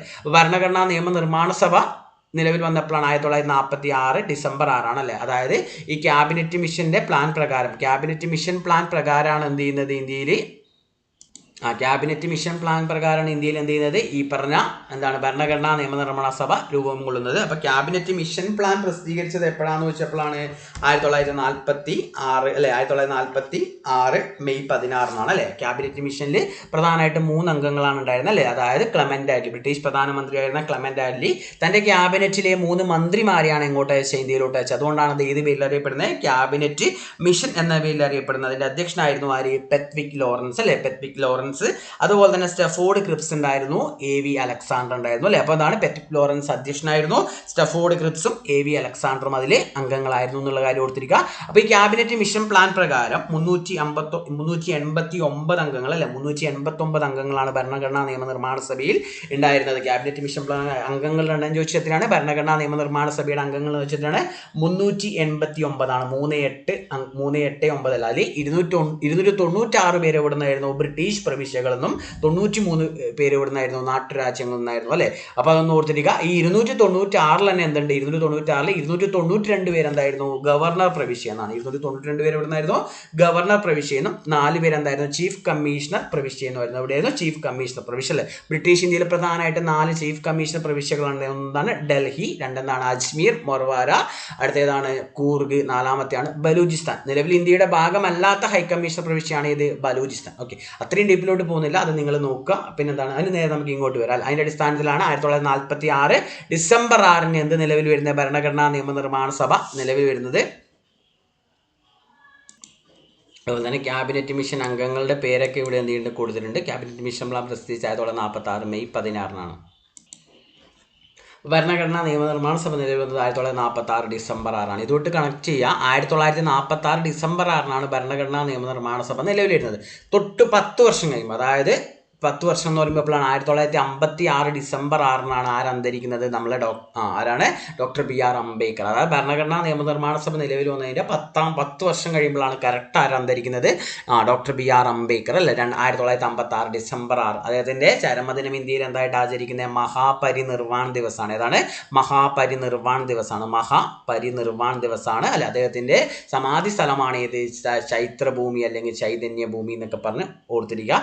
അദ്ദേഹം ജനിച്ചത് 1891 ഏപ്രിൽ 14 അല്ലെ. ദേശീയ ജലദിനം ഏപ്രിൽ 14 ദേശീയ ജലദിനം 1891 ജസ്റ്റ് ഒന്ന് കണക്ട് ചെയ്ത് പറഞ്ഞുള്ളൂ. അപ്പോൾ നമ്മൾ ആദ്യ സമ്മേളനം നടന്നപ്പോഴായിരുന്നു 1946 ഡിസംബർ 9 അല്ലേ. അപ്പോൾ ആദ്യ സമ്മേളനത്തിൽ ആകെ എത്ര അംഗങ്ങൾ പങ്കെടുത്തു വെച്ചാൽ മൊത്തം 389 അംഗങ്ങൾ ഉണ്ടായിരുന്നു. അതിൽ 17 പേര് വനിതകളായിരുന്നു, 17 പേര് മലയാളികളായിരുന്നൊക്കെ നമ്മൾ പഠിച്ചിട്ടുണ്ട് അല്ലേ. അപ്പോൾ ആദ്യ സമ്മേളനം ഡിസംബർ 9 ആരംഭിച്ചത് അല്ലേ. എത്ര പേരാണ് പങ്കെടുത്തത്? 207 പേരാണ് പങ്കെടുത്തത്. എത്ര പേരാണ്? 207 പങ്കെടുത്തത്. പക്ഷെ നമ്മൾ ലക്ഷ്മികാന്തിൻ്റെ ടെക്സ്റ്റ് ബുക്ക് പ്രകാരം ആദ്യ സമ്മേളനത്തിൽ 211 പേര് പങ്കെടുത്തു എന്ന് പറയുന്നുണ്ട്. ഓക്കെ. അതുപോലെ തന്നെ എൻ്റെ താൽക്കാലിക അധ്യക്ഷനായിരുന്നു ആര്? സച്ചിദാനന്ദ സിൻഹ. ആദ്യം അഭിസംബോധന ചെയ്താരായിരുന്നു? JB കൃപലാനി ആയിരുന്നു അല്ലെ. ആദ്യം അഭിസംബോധന ചെയ്തത് JB കൃപലാനി ആയിരുന്നു. അതുപോലെ തന്നെ എന്താണ് ആദ്യ താൽക്കാലിക അധ്യക്ഷൻ സച്ചിദാനന്ദ സിൻഹ, ആദ്യ അഭിസംബോധന ചെയ്തത് JB കൃപലാനി എന്നൊക്കെ പറഞ്ഞു പഠിച്ചു.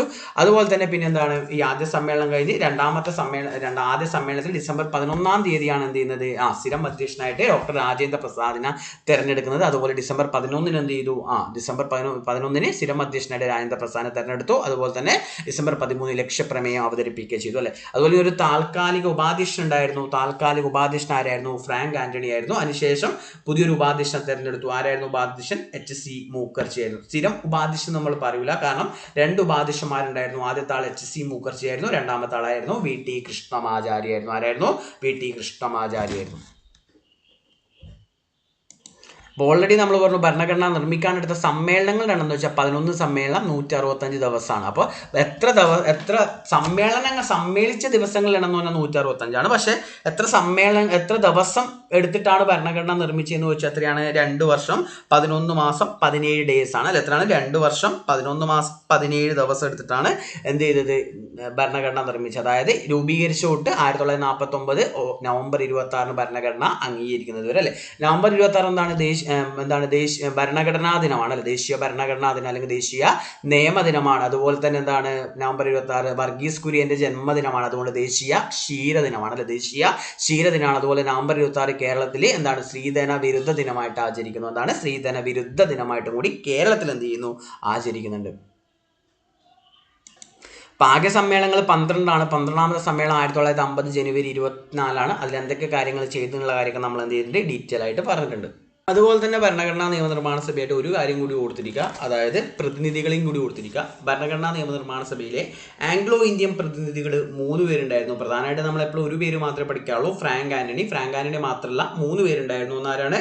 അതേപോലെ SH Prater, Frank Anthony, SH Prater, MVN Collins. ഒരു കോഡ് പഠിച്ചു വെക്കുക. എന്താണ്? ഫ്രാങ്ക് ആയിട്ട് പാറ്റ കോളിംഗ് ബെല്ലടിച്ചു. ഫ്രാങ്ക് ആയിട്ട് പാറ്റ കോളിംഗ് പഠിച്ചു. ഫ്രാങ്ക് ആന്റണി, പാറ്റ, SH ഫ്രാറ്റർ, കോളിംഗ് ബെല്ലടിച്ചു, MVN കോളിൻസ്. അപ്പം 3 പേരാണ് ആംഗ്ലോ ഇന്ത്യൻ. അതുപോലെ തന്നെ പാഴ്സി പ്രതിനിധികളും 3 പേരുണ്ടായിരുന്നു. എന്താണ്? പാഴ്സി പ്രതിനിധികൾ 3 പേരുണ്ടായിരുന്നു. ഒന്ന് HP Modi, RK സിദ്വ, MR Masani. HP Modi, RK സിദ്വ, MR Masani. ഒരു കോഡ് പഠിച്ചു വെക്കുക. മോദി സിദ്ധാശ്രമത്തിൽ മസാജ് ചെയ്യാൻ പോയി. മോദി, HP മോഡി, സിദ്ധാശ്രമത്തിൽ RK സിദ്വ, മസാജ് ചെയ്യാൻ പോയി MR മസാനി. ഈ പേരൊന്ന് ഓർത്തിരിക്കുക. അതുപോലെ ഗൂർഖ പ്രതിനിധി ആയിരുന്നു ആര്? ദാംബർ സിംഗ് ഗുരുങ്. അതുപോലെ തന്നെ മൈനോറിറ്റി പ്രതിനിധിന്റെ ഹെഡായിരുന്നു ആര്? HC മുഖർജി. അദ്ദേഹമായിരുന്നു ഇതിന്റെ ഉപാധ്യക്ഷൻ. ആദ്യത്തെ ഉപാധ്യക്ഷനും കൂടി ആരായിരുന്നു? HC മുഖർജി ആയിരുന്നു. അതുപോലെ തന്നെ ബിഷപ്പ് അംഗമായിരുന്ന ബിഷപ്പ് അല്ലെങ്കിൽ പുരോഹിതൻ ആരായിരുന്നു വെച്ചാലാണ്? ജോറോം ഡിസൂസ. ഇതൊന്ന് ഓർത്തിരിക്കാം. അടുത്തൊരു ക്വസ്റ്റ്യൻ ആണ്. 1956 നവംബർ 1 സംസ്ഥാന പുനഃസംഘടനാ കമ്മീഷൻ നിയമപ്രകാരം നിലവിൽ വന്ന സംസ്ഥാനങ്ങൾ ഏതൊക്കെയാണെന്നുള്ള കാര്യമാണ് അല്ലെ. ഒഡീഷ, ആസാം, പഞ്ചാബ്, ഹരിയാന, ബീഹാർ. ഇതിലേതാണ് ഉത്തരം വരിക? ഓക്കെ, ഇതിലേതാണ് ഉത്തരം വരിക എന്ന് വെച്ചാൽ ആദ്യം നമ്മൾ എന്താണ് സംസ്ഥാന പുനഃസംഘടനാ കമ്മീഷൻ നിയമം എന്നുള്ള കാര്യമൊക്കെ നമ്മൾ എന്ത് ചെയ്യണം? പഠിക്കണം. എന്നിട്ട് നമുക്ക് എന്ത് ചെയ്യാം? ഉത്തരത്തിലോട്ട് നോക്കാം അല്ലെ. അപ്പം അതിന് മുമ്പ് നമുക്ക് എന്ത് ചെയ്യാം? ഏതൊക്കെയാണ് അതുമായിട്ട് ബന്ധപ്പെട്ട വസ്തുതകളൊന്ന് നമുക്ക് നോക്കാം. നമുക്കറിയാം സംസ്ഥാന പുനഃസംഘടനാ കമ്മീഷൻ പുനഃസംഘടനാ കമ്മീഷൻ വന്നപ്പോഴാണ് 1953 അതിന് അധ്യക്ഷനായിരുന്നു ഫസൽ അലി. അംഗങ്ങൾ രണ്ടുപേരുണ്ടായിരുന്നു, സർദാർ കെ എം മണിക്കറും എച്ച് എൻ ഖുസ്രുവാണ്. സർദാർ കെ എം മണിക്കറും എച്ച് എൻ ഖുസ്രുവാണ്. അംഗമായ മലയാളി എന്ന് വെച്ചാലാണ് സർദാർ കെ എം മണിക്കറാണ്. അതുപോലെ സംസ്ഥാന പുനഃസംഘടനാ കമ്മീഷൻ നിയമം വന്നപ്പോഴാണ് 1956 നവംബർ 1 ഈ പറഞ്ഞ സംസ്ഥാന പുനഃസംഘടനാ കമ്മീഷൻ നിയമം എന്ന് പറഞ്ഞാൽ ഭരണഘടനയിൽ ഒരു ഭേദഗതിയും കൂടിയാണ്. ഏത് ഭേദഗതി എന്ന് വെച്ചതാണ്? 7ാം ഭേദഗതിയാണ്. ഭരണഘടനയിലെ 1956 വന്ന 7ാം ഭേദഗതിയാണ്. അപ്പൊ 7ാം ഭേദഗതിയായിട്ട് ബന്ധപ്പെട്ട് എന്തൊക്കെ കാര്യങ്ങൾ ഉണ്ട് നമ്മൾ എന്ത് ചെയ്യണം? പഠിച്ചു നോക്കണം. അല്ലാന്നുണ്ടെങ്കിൽ സംസ്ഥാന പുനഃസംഘടനാ കമ്മീഷൻ നിയമം 7ാം ഭേദഗതി പഠിച്ചു ഉത്തരം തെറ്റും. അതിൽ വേറെ ഇമ്പോർട്ടൻ്റ് ആയിട്ടുള്ള കാര്യങ്ങളും കൂടി എന്ത് ചെയ്യുന്നുണ്ട്? വരുന്നുണ്ട്. അപ്പോൾ 7ാം ഭേദഗതി 1956 7ാം ഭേദഗതിയിൽ പറയുന്ന കാര്യങ്ങളാണ്. ഒരു വ്യക്തിക്ക് ഒരേ സമയം ഒന്നിലധികം സംസ്ഥാനങ്ങൾ എന്ത് ചെയ്യുക? ഗവർണർ പദവി വഹിക്കാം. ഒന്നിലധികം സംസ്ഥാനങ്ങൾക്കായി എന്ത് ചെയ്യുക? ഒരു പൊതു ഹൈക്കോടതി സ്ഥാപിക്കാം. നമുക്കറിയാം അല്ലെ, കേരള ഹൈക്കോടതി എന്ന് പറഞ്ഞാൽ കേരളത്തിനും ലക്ഷദ്വീപിനും കൂടിയിട്ടാണ്. ബോംബെ ഹൈക്കോടതി എന്ന് പറഞ്ഞാൽ ആരൊക്കെയാണ്? മഹാരാഷ്ട്ര, ഗോവ, ദാദ്ര നഗർ ഹവേലി, ദാമൻ ദിയുമാണ്. കൊൽക്കത്ത ഹൈക്കോടതി എന്ന് പറഞ്ഞതാണ് അത് ആൻഡമാനും കൊൽക്കത്ത ബംഗാളിനും കൂടിയിട്ടാണ്. അതുപോലെ തന്നെ ഒന്നിലധികം സംസ്ഥാനങ്ങൾക്കായിട്ട് എന്ത് ചെയ്യുക? ഒരു പൊതു ഹൈക്കോടതി സ്ഥാപിക്കാം അല്ലെ. അതുപോലെ സംസ്ഥാന പുനഃസംഘടനാ കമ്മീഷൻ പ്രകാരം 14 സംസ്ഥാനങ്ങളും 6 കേന്ദ്രഭരണ പ്രദേശം ഇമ്പോർട്ടൻ്റ് ആണ്. 14 സംസ്ഥാനങ്ങളും 6 കേന്ദ്രഭരണ പ്രദേശങ്ങളും നിലവിൽ വന്നു. എപ്പോഴാണ്? 1956 നവംബർ 1. അപ്പോൾ നമ്മൾ കേരളപ്പിറവി ദിനം എന്നാണ് പഠിച്ചത് 1956 നവംബർ 1. കേരളം മാത്രമല്ല, കേരളം കൂടാണ്ട് 16 സംസ്ഥാനങ്ങൾ നിലവിൽ വന്നിട്ടുണ്ട്. 16 സംസ്ഥാനങ്ങൾ എന്ത് ചെയ്തിട്ടുണ്ട്? നിലവിൽ വന്നിട്ടുണ്ട്. ഏതൊക്കെയാണ് ആ 16 സംസ്ഥാനങ്ങൾ? നമുക്ക് 16 അല്ല 14 സംസ്ഥാനങ്ങളല്ല. ആ 14 സംസ്ഥാനങ്ങളും 6 കേന്ദ്രഭരണ പ്രദേശങ്ങളും നമ്മൾ പഠിച്ചു വെക്കണം. ഏതൊക്കെയാണ് നമുക്ക് നോക്കാം. അപ്പം അത് പഠിക്കാനുള്ള ഒരു കോഡാണ് അമ്മോ ബി കുമാർ BJPയിൽ ചേർന്നു. എന്താണ്? 14 സംസ്ഥാനങ്ങൾ ഏത് കോഡിലൂടെ പഠിക്കാം? അമ്മോ ബി കുമാർ BJPയിൽ ചേർന്നു. അമ്മോ ബി കുമാർ BJPയിൽ ചേർന്നു. എന്താണ്? ആന്ധ്രയാണ്. എം പണ്ട് കർണാടകയും തമിഴ്നാടും ഉണ്ടായിരുന്നു. മൈസൂരും മദ്രാസും ആയിരുന്നു. അപ്പോൾ എന്താണ്? ആന്ധ്രാപ്രദേശ് നമുക്കൊരു ഓർഡറിൽ പഠിക്കാം. മദ്രാസ്, മൈസൂർ. എന്താണ്? ഒഡീഷയാണ്. ബീഹാറും ബംഗാളുമാണ്. ബീഹാറും ബംഗാളാണ്. കേരളം. ഏതാണ്? UP ആണ്. ഏതാണ്? UP ആണ്. അപ്പോൾ ഉത്തരാഖണ്ഡ് നമുക്ക് ഡൗട്ട് വരാം. യുവിൽ ഉത്തരാഖണ്ഡ് എന്ന് പറഞ്ഞാൽ 3 ഖണ്ഡ്. ഉത്തരാഖണ്ഡ്, ഛത്തീസ്ഗഡ്, ജാർഖണ്ഡ് 3 ഖണ്ഡും വന്നപ്പോഴാണ് 2000 ആദ്യം മനസ്സിലാവും. 3 ഖണ്ഡും 2000 വന്നത്. എന്താണ്? മധ്യപ്രദേശാണ്. ഒന്ന് ശ്രദ്ധിക്കുക, ആസാമാണ്. ഏതാണ്? ആസാമാണ്. ശ്രദ്ധിക്കണം, ആസാമാണ്. ഏതാണ്? രാജസ്ഥാനാണ്. ബി വീണ്ടും ബോംബെ ആണ്. എന്താണ്? ജമ്മു കാശ്മീരാണ്. പി എന്താണ്? പഞ്ചാബാണ്. അപ്പൊ നമ്മൾ എന്ത് ചെയ്തു? ഈ പറഞ്ഞ കോഡ് വെച്ചിട്ട് ഒന്നുകൂടി നിങ്ങൾ വേണ്ടി ഒന്ന് പ്ലേ ചെയ്ത് നോക്കുക. ഈ കോഡ് വെച്ചിട്ട് എന്ത് ചെയ്യുക? ഈ 14 സംസ്ഥാനങ്ങളുടെ പേര് എന്ത് ചെയ്യുക? പഠിച്ചു വെക്കുക.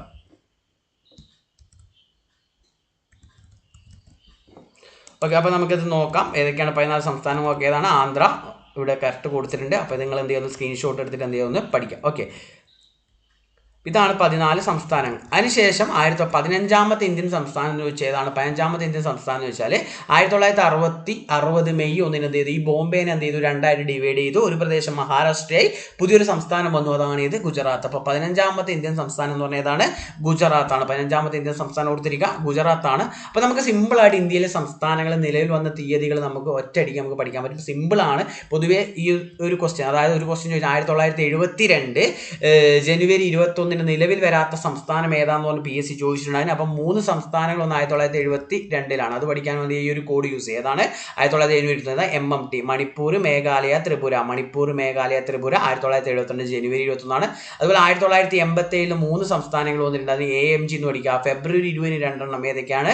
അരുണാചൽ പ്രദേശും മിസോറാമാണ്. അതുപോലെ മെയ് 30 എന്ത് വന്നത്? ഗോവ വന്നത്. ഗോവ ആദ്യം ഒരു കേന്ദ്രഭരണ പ്രദേശമായിട്ടാണ് നിലവിൽ വന്നത്. പിന്നീടാണ് അത് സംസ്ഥാനമാവുന്നത്. എപ്പോഴാണ്?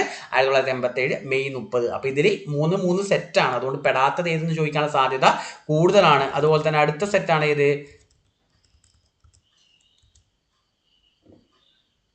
അടുത്തേതാണ്? അടുത്ത 2000 വന്ന സംസ്ഥാനങ്ങളാണ് പറയാൻ പോകുന്നത്. 2000 വന്ന സംസ്ഥാനങ്ങളാണ് ഏതൊക്കെയാണ്? CUG ആണ്. 2001 സംസ്ഥാനങ്ങൾ CUG ആണ്. C എന്താണ്? ഛത്തീസ്ഗഡ് ആണ്. U എന്താണ്? ഉത്തരാഖണ്ഡാണ്. ഏതാണ്? ജാർഖണ്ഡ്. അപ്പോൾ 2000 3 ഖണ്ഡ് ഏതൊക്കെയാണ്? ഛത്തീസ്ഗഡ്, ഉത്തരാഖണ്ഡ്, ജാർഖണ്ഡ്. അതിൻ്റെ date November 1 CUG. November 1 Chhattisgarh, November 9 Uttarakhand, November 15 ഏതാണ്? ജാർഖണ്ഡ്. ഇതേ വർഷമാണ് ഈ 2000 ഈ 3 സംസ്ഥാനങ്ങൾ എന്തും കൂടി വന്നു? ഹൈക്കോടതിയും കൂടി വന്നു. ഛത്തീസ്ഗഡിന്റെ ഹൈക്കോടതി സ്ഥിതി ചെയ്യുന്നത് ബിലാസ്പൂരിലാണ്. ഉത്തരാഖണ്ഡിന്റെ ഹൈക്കോടതി എവിടെയാണ്? എവിടെയാണ്? നൈനിറ്റാളാണ്. തലസ്ഥാനം ഡെറാഡൂൺ ആണ്, പക്ഷേ ഹൈക്കോടതി എവിടെയാണ്? നൈനിറ്റാളിലാണ്. അതുപോലെ തന്നെ ഈ പറഞ്ഞ ജാർഖണ്ഡിന്റെ ഹൈക്കോടതി തലസ്ഥാനമായിട്ടുള്ള റാഞ്ചിയിലാണ് എന്ത് ചെയ്യുന്നത്, സ്ഥിതി ചെയ്യുന്നത്. ഓക്കെ, അപ്പോൾ ഇത് കൂടാണ്ട് ബാക്കിയുള്ള സംസ്ഥാനങ്ങളുടെ ഡേറ്റും കൂടി ഒന്ന് പഠിച്ചു വെക്കാം. ബാക്കി നമ്മൾ ഓൾറെഡി ആദ്യം ഒരു 14 പഠിച്ചു, 15 ഗുജറാത്ത് വന്നു, പിന്നെ 72 ജനുവരി 20 MMT, അതുപോലെ തന്നെ 87 AMG പഠിച്ചു, അതുപോലെ തന്നെ എന്താണ് 2000 CUG. അപ്പോൾ ടോട്ടൽ എത്രയായി?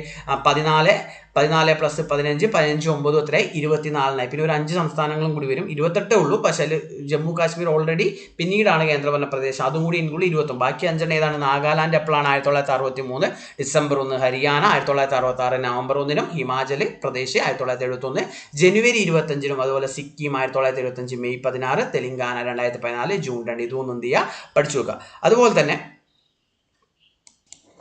1956 നവംബർ 1 6 കേന്ദ്രഭരണ പ്രദേശങ്ങൾ വന്നു എന്ന് പറഞ്ഞ് അതിൻ്റെ പേരും കൂടി പഠിക്കണം. അതേതാണ്? ഡൽഹി, ആൻഡമാൻ, ലക്ഷദ്വീപ്, അതുപോലെ തന്നെ ഹിമാചലും മണിപ്പൂരും ത്രിപുരയും ആദ്യം എന്തായിരുന്നു? സംസ്ഥാനമായിരുന്നു അല്ലെ. പിന്നീട് ഹിമാചൽ കേന്ദ്രഭരണ പ്രദേശത്ത് നിന്ന് ആദ്യം എന്തായിരുന്നു? കേന്ദ്രഭരണ പ്രദേശമായിരുന്നു. ഹിമാചലും മണിപ്പൂരും ത്രിപുരയും ആദ്യം എന്തായിരുന്നു? കേന്ദ്രഭരണ പ്രദേശമായിരുന്നു. പിന്നീടാണ് അത് സംസ്ഥാനമായിട്ട് മാറുന്നത്. ആ സംസ്ഥാനമായിട്ട് മാറിയ ഡേറ്റ് ആണ് ഇവിടെ കൊടുത്തിട്ടുള്ളത്. അപ്പോൾ ആദ്യത്തെ 6 കേന്ദ്രഭരണ പ്രദേശങ്ങൾ ഇതായിരുന്നു. ഓക്കെ, പിന്നീട് 7ാമത്തെ കേന്ദ്രഭരണ പ്രദേശം എന്ന് പറഞ്ഞാൽ ഏതാണ്? 7ാമത്തെ കേന്ദ്രഭരണ പ്രദേശം ഏതാണ്? 7ാമത്തെ കേന്ദ്രഭരണ പ്രദേശം ദാദ്ര നഗർ ഹവേലിയാണ്. 1961 ഇന്ത്യൻ യൂണിയനോട് കൂടിച്ചേർക്കുന്നത്. അതിനു മുമ്പ് അത് പോർച്ചുഗീസ് അധീനതയിലായിരുന്നു. അതുപോലെ 7ാമത്തെ കേന്ദ്രപ്രദേശം ദാദ്ര നഗർ ഹവേലി 1961 10ാമത് ഭരണഘടനയിലെ 10ാം ഭേദഗതിയിലൂടെയാണ് ഇത് എന്ത് ചെയ്യുന്നത്? കൂടിച്ചേർക്കുന്നത്. അതുപോലെ തന്നെ 8ാമത്തെ കേന്ദ്രഭരണ പ്രദേശം ഏതാണ്? ഗോവ ദാമൻ ദിയു ആണ്. 1961 ഗോവ വിഭജനയ്ക്കാണെങ്കിലും എന്താണ് 1962 അത് ഇന്ത്യൻ യൂണിയനിലോട്ട് എന്ത് ചെയ്യുന്നത് വരുന്നത്, ഒഫീഷ്യലി വരുന്നത്. ഓക്കെ, അപ്പോൾ എന്താണ് അത്? 12ാം ഭേദഗതിയാണ്, ഭരണഘടനയിലെ 12ാം ഭേദഗതിയാണ്. അതുപോലെ തന്നെ ഒരു 14ാം ഭേദഗതിയും കൂടി നമ്മൾ എന്ത് ചെയ്യണം? പഠിക്കണം. 14ാം ഭേദഗതിയിലൂടെ കൂടിച്ചേർത്ത പ്രദേശമാണ് ഇത്. 14ാം ഭേദഗതിയിലൂടെ കൂടിച്ചേർത്ത പ്രദേശം പോണ്ടിച്ചേരിയാണ്. 1962 9ാമത് കേന്ദ്രഭരണ പ്രദേശം. അപ്പോൾ ഇവിടെ ഇമ്പോർട്ടന്റ് പോയിന്റ് എന്ന് വെച്ചാൽ 10ാം ഭേദഗതി ദാദ്ര നഗർ ഹവേലി, അതുപോലെ 12ാം ഭേദഗതി ഗോവ ദാമൻ ദിയു, അതുപോലെ 14ാം ഭേദഗതി ഏതാണ്? പോണ്ടിച്ചേരിയാണ്. അത് ഇമ്പോർട്ടന്റ് ആണ്. മാച്ച് ദി ഫോളോയിങ് ചോദിക്കാം. ഈ പറഞ്ഞ ഭേദഗതികളും കൂടിച്ചേർത്ത കേന്ദ്രഭരണ പ്രദേശങ്ങളും. നെക്സ്റ്റ് നമുക്ക് എന്ത് ചെയ്യാം? ക്വസ്റ്റ്യനിലോട്ട് വരാം. 1956 നവംബർ 1 സംസ്ഥാന പുനഃസംഘടനാ കമ്മീഷൻ നിലവിൽ വന്ന സംസ്ഥാനങ്ങൾ നോക്കുമ്പോൾ നമ്മൾ വെച്ചാൽ അമ്മോ BB കുമാർ BJPയിൽ ചേർന്നു. അമ്മോ ഓ ഉണ്ടല്ലോ, ഒഡീഷ ഉണ്ട്, BB കുമാറിന് A ഉണ്ട്, ആസാം ഉണ്ട്, പഞ്ചാബ് BJPന്റെ P ആണെന്ത് പഞ്ചാബ്. പക്ഷെ ഹരിയാന ഇല്ല. ഹരിയാന ഉണ്ടോ? പഠിച്ചിട്ടില്ല. ബീഹാർ ഉണ്ടല്ലേ, BJPയിൽ ചേർന്നു. BB കുമാർ ബീഹാറും ബംഗാൾ. അപ്പോൾ ബീഹാറിന് അപ്പോൾ ഏതല്ലാത്ത 4 മാത്രം പെടൂല. ഹരിയാന മാത്രം എന്ത് ചെയ്യൂല? പെടൂല. ഹരിയാന മാത്രം പെടൂല. അപ്പോൾ ഏതാണ് ഉത്തരം വരിക? ഉത്തരം ഓപ്ഷൻ സി ആണ്. 1 ഒഡീഷ ഉണ്ട്, 2 ആസാം ഉണ്ട്, 3 പഞ്ചാബ് ഉണ്ട്, 4 ഹരിയാന ഇല്ല, 5 ഏതാണ്? ബീഹാർ ഉണ്ട്. അപ്പോൾ ഓപ്ഷൻ സി ആണ് എന്ത് ചെയ്യുക? ഉത്തരം വരിക. 4ാമത്തെ ക്വസ്റ്റ്യൻ ഇതാണ്. സന്തോഷ് ട്രോഫി ആരംഭിച്ചത് 1943 ഏറ്റവും കൂടുതൽ തവണ സന്തോഷ് ട്രോഫി കിരീടം നേടിയതും പശ്ചിമ ബംഗാളാണ്. കേരളത്തിന് 6 തവണ കിരീടം ലഭിച്ചിട്ടുണ്ട് അല്ലേ. അപ്പോൾ ഇതിൽ ഏതൊക്കെ പ്രസ്താവനകളാണ് ശരിയായിട്ട് വരുന്നതെന്നാണ് ക്വസ്റ്റ്യൻ. അപ്പോൾ നമ്മൾ നോക്കുകയാണെങ്കിൽ ഏതാണ്? സന്തോഷ് ട്രോഫി ടൂർണമെൻറ്റ് ആരംഭിച്ചത് 1943 അല്ല അല്ലേ. എപ്പോഴാണ് ആരംഭിച്ചത്? 1941 അത് ആരംഭിച്ചത് അല്ലേ. ഏറ്റവും കൂടുതൽ തവണ പശ്ചിമ ബംഗാളാണ്. ഇപ്രാവശ്യം പശ്ചിമ ബംഗാളിനാണ് കിട്ടിയത്. അതായത് 33 തവണ പശ്ചിമ ബംഗാൾ കിരീടം നേടിയിട്ടുണ്ട്. കേരളത്തിന് 6 തവണയല്ല, കേരളത്തിന് എത്രയാണ്? 7 തവണയാണ്. അപ്പോൾ ശരിയായിട്ട് വരുന്ന ഏതാണ്? ഈ പറഞ്ഞ 2ാമത്തെ പ്രസ്താവന മാത്രമാണ് എന്ത് വരിക? ശരിയായിട്ട് വരിക അല്ലെ. 2 മാത്രമാണ് എന്ത് ചെയ്യുക? ശരിയായിട്ട് വരിക. 2 മാത്രമാണ് എന്ത് ചെയ്യുക? ശരിയായിട്ട് വരുന്നതെന്ന് വെച്ചാൽ അപ്പോൾ എന്താണ്? 2 മാത്രം ശരി. ഓപ്ഷൻ ബി ആണ്. ഓക്കെ, ഇത് 41 ഇത് എത്രയാണ്? 7 തവണയാണ് കേരളത്തിന് കിരീടം ലഭിച്ചത്. അപ്പോൾ സന്തോഷ് ട്രോഫി ആരംഭിച്ചത് 1941 ആദ്യത്തെ വേദി എവിടെയായിരുന്നു? കൊൽക്കത്തയിലായിരുന്നു ആദ്യത്തെ ടൂർണമെൻറ്റ് നടന്നത്. അതിൽ വിജയിയായിരുന്നു ബംഗാളാണ്, പശ്ചിമ ബംഗാളാണ്. ഏറ്റവും കൂടുതൽ തവണ നമ്മൾ ഓൾറെഡി പറഞ്ഞു 33 തവണ പശ്ചിമ ബംഗാൾ സന്തോഷ് ട്രോഫി നേരിട്ട്. ആദ്യത്തെ സന്തോഷ് ട്രോഫി വിന്നറും പശ്ചിമ ബംഗാളായിരുന്നു അല്ലേ. റണ്ണേഴ്സ് ആരായിരുന്നു? ഡൽഹി ആയിരുന്നു. സ്കോർ ഏതാണ്? 5-1 5-1 ഡൽഹിയെ ബംഗാൾ ആദ്യത്തെ സന്തോഷ് ട്രോഫി ടൂർണമെൻറ്റിൽ പരാജയപ്പെടുത്തിയത്. സന്തോഷ് ട്രോഫി വിജയിക്കുള്ള ട്രോഫി നൽകുന്നത് ആരാണ്? ഇന്ത്യൻ ഫുട്ബോൾ അസോസിയേഷൻ ആണ്. അതിൻ്റെ പ്രഥമ പ്രസിഡന്റ് ആരാണ്? മന്മഥ നാഥ് റോയ് ചൗധരി. ആരാണ്? മന്മഥ റോയ് ചൗധരി. ഇതിന് സന്തോഷ് ട്രോഫി എന്ന് പറഞ്ഞ പേര് വരാനുള്ള കാരണം എന്താണ്? ഈ സന്തോഷ് എന്ന് പറഞ്ഞാൽ നാട്ടുരാജ്യത്തെ രാജാവായിരുന്ന മഹാരാജ സർ മന്മഥനാഥിന്റെ ഓർമ്മയ്ക്കാണ് സന്തോഷ് നാട്ടുരാജ്യത്തിന്റെ. ഇതിന് സന്തോഷ് ട്രോഫി എന്ന് പറഞ്ഞ പേര് വന്നത്. റണ്ണേഴ്സ് അപ്പിന് കിട്ടുന്ന ട്രോഫിന്റെ പേരെന്താണ്? അതെന്താണ്? കമലാ ഗുപ്ത ട്രോഫിയാണ്. ഏതാണ്? കമലാ ഗുപ്ത ട്രോഫിയാണ്. അതുപോലെ തന്നെ 3ാം സ്ഥാനം ലഭിക്കുന്ന ടീമിന് ലഭിക്കുന്ന ട്രോഫിയാണ് സാബംഗി കപ്പാണ്. ഏതാണ്? സാബംഗി കപ്പാണ്. നമ്മൾ ഓൾറെഡി പറഞ്ഞു കേരളത്തിന് 7 തവണ സന്തോഷ് ട്രോഫി കിരീടം കിട്ടിയിട്ടുണ്ട്. നമ്മൾ ഓൾറെഡി പറഞ്ഞു. ആദ്യമായിട്ട് കിട്ടിയ 1900 ഇമ്പോർട്ടൻ്റ് ആണ്. ആദ്യമായിട്ട് കിട്ടിയപ്പോഴാണ് 1973-74 കാലഘട്ടത്തിൽ 73-74 അല്ലേ വേദി കേരളത്തിലായിരുന്നു. ആ സമയത്ത് വേദി കേരളമായിരുന്നു വേദി. പക്ഷെ കേരളത്തിൽ ആദ്യമായിട്ട് സന്തോഷ് ട്രോഫി വേദിയായത് 1955-56 കാലഘട്ടത്തിലാണ്. 1955-56 കാലഘട്ടത്തിലാണ്. അപ്പോൾ ആദ്യമായിട്ട് വിന്നറായത് 1973-74 അപ്പോൾ ആ ക്യാപ്റ്റന്റെ പേര് നമ്മളൊന്ന് പഠിച്ചു വെക്കണം. TKS മണി. ഒരുപാട് പ്രാവശ്യം BSc ചോദിച്ചിരുന്ന ആരാണ്? TKS മണിയാണ്. ആരാണ്? TKS മണിയാണ്. കേരളം ആദ്യമായിട്ട് സന്തോഷ് ട്രോഫി നേടിയ സമയത്ത് ക്യാപ്റ്റൻ ആയിരുന്നു ആര്? TKS മണി അല്ലേ. അതുപോലെ പിന്നീട് 91-92 VP സത്യനായിരുന്നു അല്ലെ. VP സത്യന്റെ ജീവിതം ആസ്പദമാക്കിയിട്ട് ഒരു സിനിമയൊക്കെ ഇറങ്ങിയിട്ടുണ്ട്. അതിന്റെ നടനാരായിരുന്നു? ആ ഒരു റോൾ ചെയ്തായിരുന്നു സത്യന്റെ. ആരാണത്? നമ്മുടെ ജയസൂര്യയൊക്കെ ആയിരുന്നു അല്ലെ. അതുപോലെ തന്നെ 92-93 കുരികേഷ് മാത്യു ആണ്. 2001-2002 V ശിവകുമാറാണ്. അതുപോലെ തന്നെ 2004 ആരാണ്? സിൽവസ്റ്റർ ഇഗ്നീഷ് ആണ്. 2017-18 ആരാണ്? 2017 രാഹുൽ വി രാജാണ്. അതുപോലെ തന്നെ ഏറ്റവും അവസാനമായിട്ട് കേരളത്തിന് സന്തോഷ് ട്രോഫി കിരീടം കിട്ടിയത് എപ്പോഴാണ്? 2021-22 ആ സമയത്ത് ക്യാപ്റ്റൻ ആയിരുന്നു ആര്? ജിജോ ജോസഫ്. ആ പ്രാവശ്യത്തെ വേദി നമ്മളെ കേരളത്തിൽ മലപ്പുറത്ത് മഞ്ചേരി ആയിരുന്നു. മലപ്പുറത്ത് മഞ്ചേരിയിലാണ് അല്ലേ. അതുപോലെ തന്നെ അതിന്റെ റണ്ണേഴ്സ് അപ്പ് ആരായിരുന്നു? പശ്ചിമ ബംഗാളായിരുന്നു. റണ്ണേഴ്സ് അപ്പ് ആരാണ്? പശ്ചിമ ബംഗാളാണ്. 2021-22 റണ്ണേഴ്സ് അപ്പ് പശ്ചിമ ബംഗാൾ, വിന്നർ കേരളമായിരുന്നു അല്ലെ. കേരളം ആദ്യമായിട്ട് വേദിയായിട്ട് നമ്മൾ ഓൾറെഡി പറഞ്ഞു 1955-56 കാലഘട്ടത്തിലാണ്. അതെവിടെയാണ്? എറണാകുളമായിരുന്നു. 2024-25 കറണ്ട് അഫെയർ ആണല്ലേ. 2024-25 സന്തോഷ് ട്രോഫി വിന്നർ ആരാണ്? 78ാമത്. അളന്ന് ഓർത്തിരിക്കുക. 2024-25 78ാമത് നടന്ന വിജയ് ആരാണ്? പശ്ചിമ ബംഗാളാണ്. 33ാമത് കിരീടമാണ്. റണ്ണേഴ്സ് അപ്പ് കേരളമാണ്. കേരളത്തിലെ 1-0 ഫൈനലിൽ എന്ത് ചെയ്ത് പരാജയപ്പെട്ടത്. നമ്മൾ ഓൾറെഡി പറഞ്ഞു. ഇതിനു മുമ്പ് കേരളത്തിന് കിട്ടിയത് 2021-22 കാലഘട്ടത്തിലാണ്. അന്ന് കേരളം ജയിച്ചു. കേരളം ആരെ പരാജയപ്പെടുത്തി? ബംഗാളിനെ പരാജയപ്പെടുത്തി. 24-25 വന്ന സമയത്ത് ബംഗാൾ ആരെ പരാജയപ്പെടുത്തി? കേരളത്തെ പരാജയപ്പെടുത്തി വിന്നറായി എന്നുള്ള കാര്യമാണ്. 2023-24 വിന്നർ ആരായിരുന്നു? സർവീസസ് ആയിരുന്നു. 2022-23 വിന്നേഴ്സ് ആരായിരുന്നു? കർണാടകയായിരുന്നു. അപ്പോൾ ബംഗാൾ, സർവീസസ്, കർണാടക, ആരായിരുന്നു? കേരളം. അതൊന്ന് പഠിച്ചു വെക്കാം. ഇനി അവസാനത്തെ ക്വസ്റ്റ്യൻ ആണ്. 5ാമത്തെ ചോദ്യമാണ്. ശരിയായ ജോഡികളുടെ എണ്ണം എത്രയെന്നാണ്. അതായത് കുറച്ച് സിനിമകളും അതിൻ്റെ സംവിധായകന്മാരുമാണ് നമ്മുടെ ഈ പറഞ്ഞ മാച്ച് ഈ ജോഡിയായിട്ട് തന്നിട്ടുള്ളത്. ഒന്നാമത്തെ Thulabharam A. Vincent, Vidheyan TV Chandran, Nirmalyam G. Aravindan, Vanaprastham Shaji N. Karun. ഇതുപോലുള്ള ക്വസ്റ്റ്യൻസ് പൊതുവെ എക്സാമിന് ചോദിക്കാറുണ്ട് അല്ലേ. കാഞ്ചന സീത ആരുടെ സിനിമയാണെന്നൊക്കെ പറഞ്ഞ് ഈ ഇടയ്ക്ക് കാഞ്ചന സീത ആരുടെ സിനിമയാണ്? G. അരവിന്ദനാണ് അല്ലേ. G. അരവിന്ദന് ദേശീയ ചലച്ചിത്ര അവാർഡ് കിട്ടിയ സിനിമയാണ് ഏത്? കാഞ്ചന സീത എന്നൊക്കെ പറഞ്ഞ. അപ്പോൾ തുലാഭാരം ഇമ്പോർട്ടന്റ് സിനിമയാണ്. 1968 ഇറങ്ങിയ സിനിമയാണ് തുലാഭാരം. അതിന് സംവിധായകൻ A. വിൻസെന്റ് ആണ്. അത് ശരിയാണ്.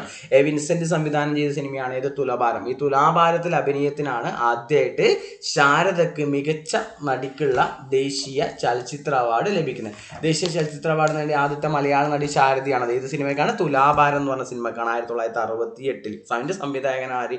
A. വിൻസെന്റ്. A. വിൻസെന്റ് പഠിക്കുമ്പോൾ A. വിൻസെന്റിന്റെ പ്രധാനപ്പെട്ട സിനിമകൾ നമ്മളൊന്ന് പഠിച്ചു വെക്കണം. A. വിൻസെന്റിന്റെ പ്രധാനപ്പെട്ട സിനിമകൾ ഒന്ന് ഭാർഗവി എന്നില്ലയാണ്. ആദ്യ സിനിമ ഏതാണ്? ഭാർഗവി എന്നില്ലയാണ് അല്ലെ. മലയാളത്തിൽ ആദ്യത്തെ പ്രേത സിനിമ അല്ലെങ്കിൽ ഹൊറർ ഫിലിം എന്നൊക്കെ അറിയപ്പെടുന്ന ഏതാണ്? ഭാർഗവി എന്നില്ലയാണ് അല്ലെ. ബഷീറിന്റെ നീലവെളിച്ചം എന്ന നോവലിനെ ആസ്പദമാക്കി പുറത്തിറങ്ങിയ മലയാള സിനിമയാണ് ഇത്? ഈ പറഞ്ഞ ഭാർഗവി നിലയം. 1964 പുറത്തിറങ്ങിയ ഭാർഗവി നിലയം. അതിന്റെ സംവിധായകൻ ആരാണ്? A. വിൻസെന്റ് ആണ്. അതുപോലെ തന്നെ MTയുടെ തിരക്കഥയിൽ A. വിൻസെന്റ് സംവിധാനം ചെയ്ത സിനിമ നോക്കുകയാണെങ്കിൽ ഏതാണത്? മുറപ്പെണ്ണാണ്. ഏതാണ്? മുറപ്പെണ്ണ്. A. വിൻസെന്റിന്റെ രണ്ടാമത്തെ ചിത്രമാണ് ഇത്? മുറപ്പെണ്ണ്. അതിന്റെ തിരക്കഥ ഒന്ന് ഓർത്തിരിക്കാം. മുറപ്പെണ്ണിന്റെ തിരക്കഥ എഴുതിയതാരാണ്? MT വാസുദേവൻ നായരാണ്. ഒന്ന് ഓർത്തിരിക്കാം.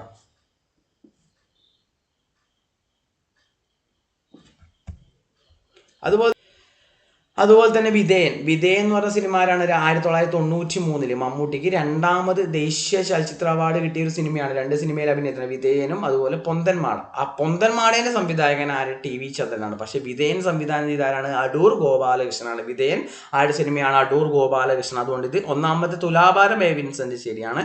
വിധേയൻ ആരാണ്? അടൂർ ഗോപാലകൃഷ്ണൻ. ആ ചിത്രം എന്താണ്? തെറ്റാണ് അല്ലെ. ആ ചിത്രം തെറ്റാണ്. ഓക്കെ. എന്താണ്?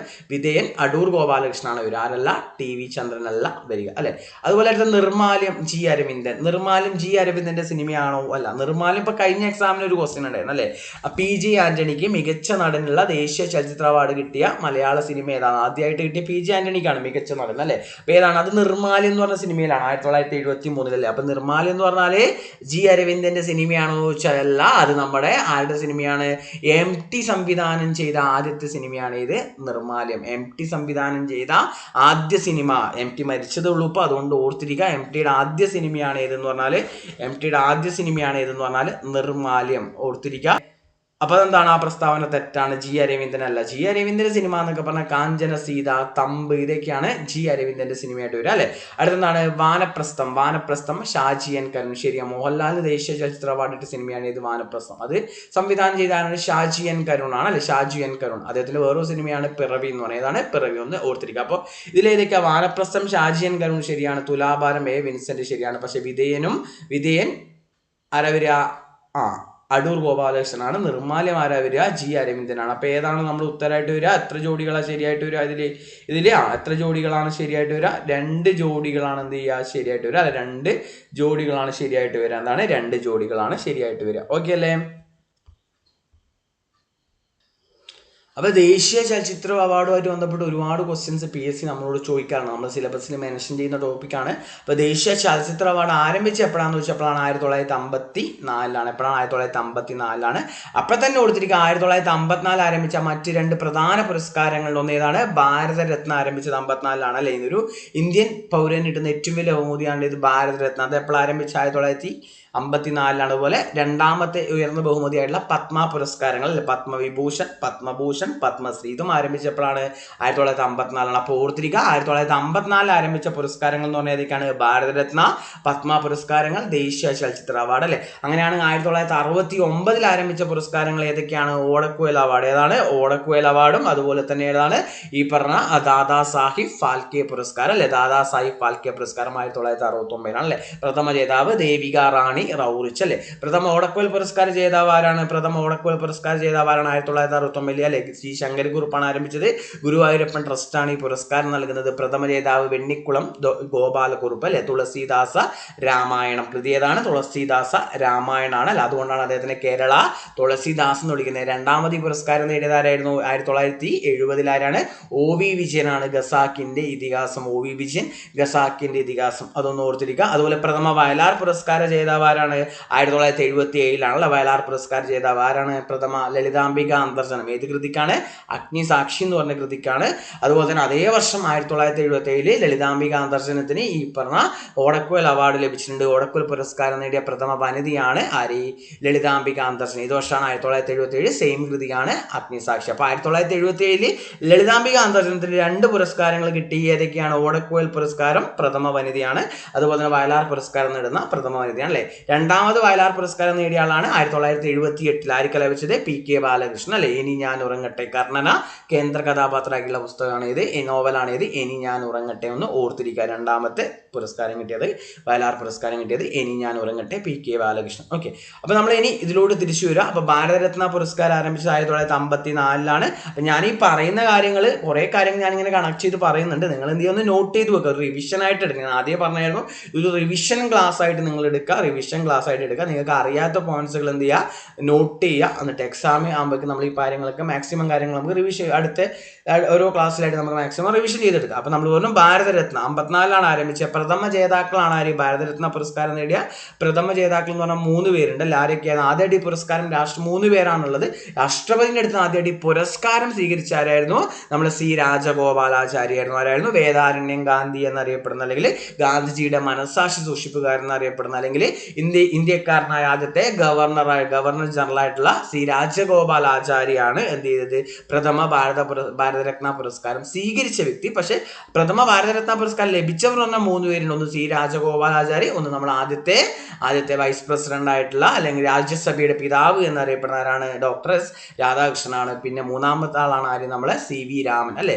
1930 എന്താണ് ഈ ഫിസിക്സിന്, ഊർജ്ജതന്ത്രത്തിന് രാമൻ എഫക്റ്റ് എന്ന് പറഞ്ഞ കണ്ടുപിടുത്തത്തിന് എന്ത് ചെയ്തിട്ടുണ്ട്?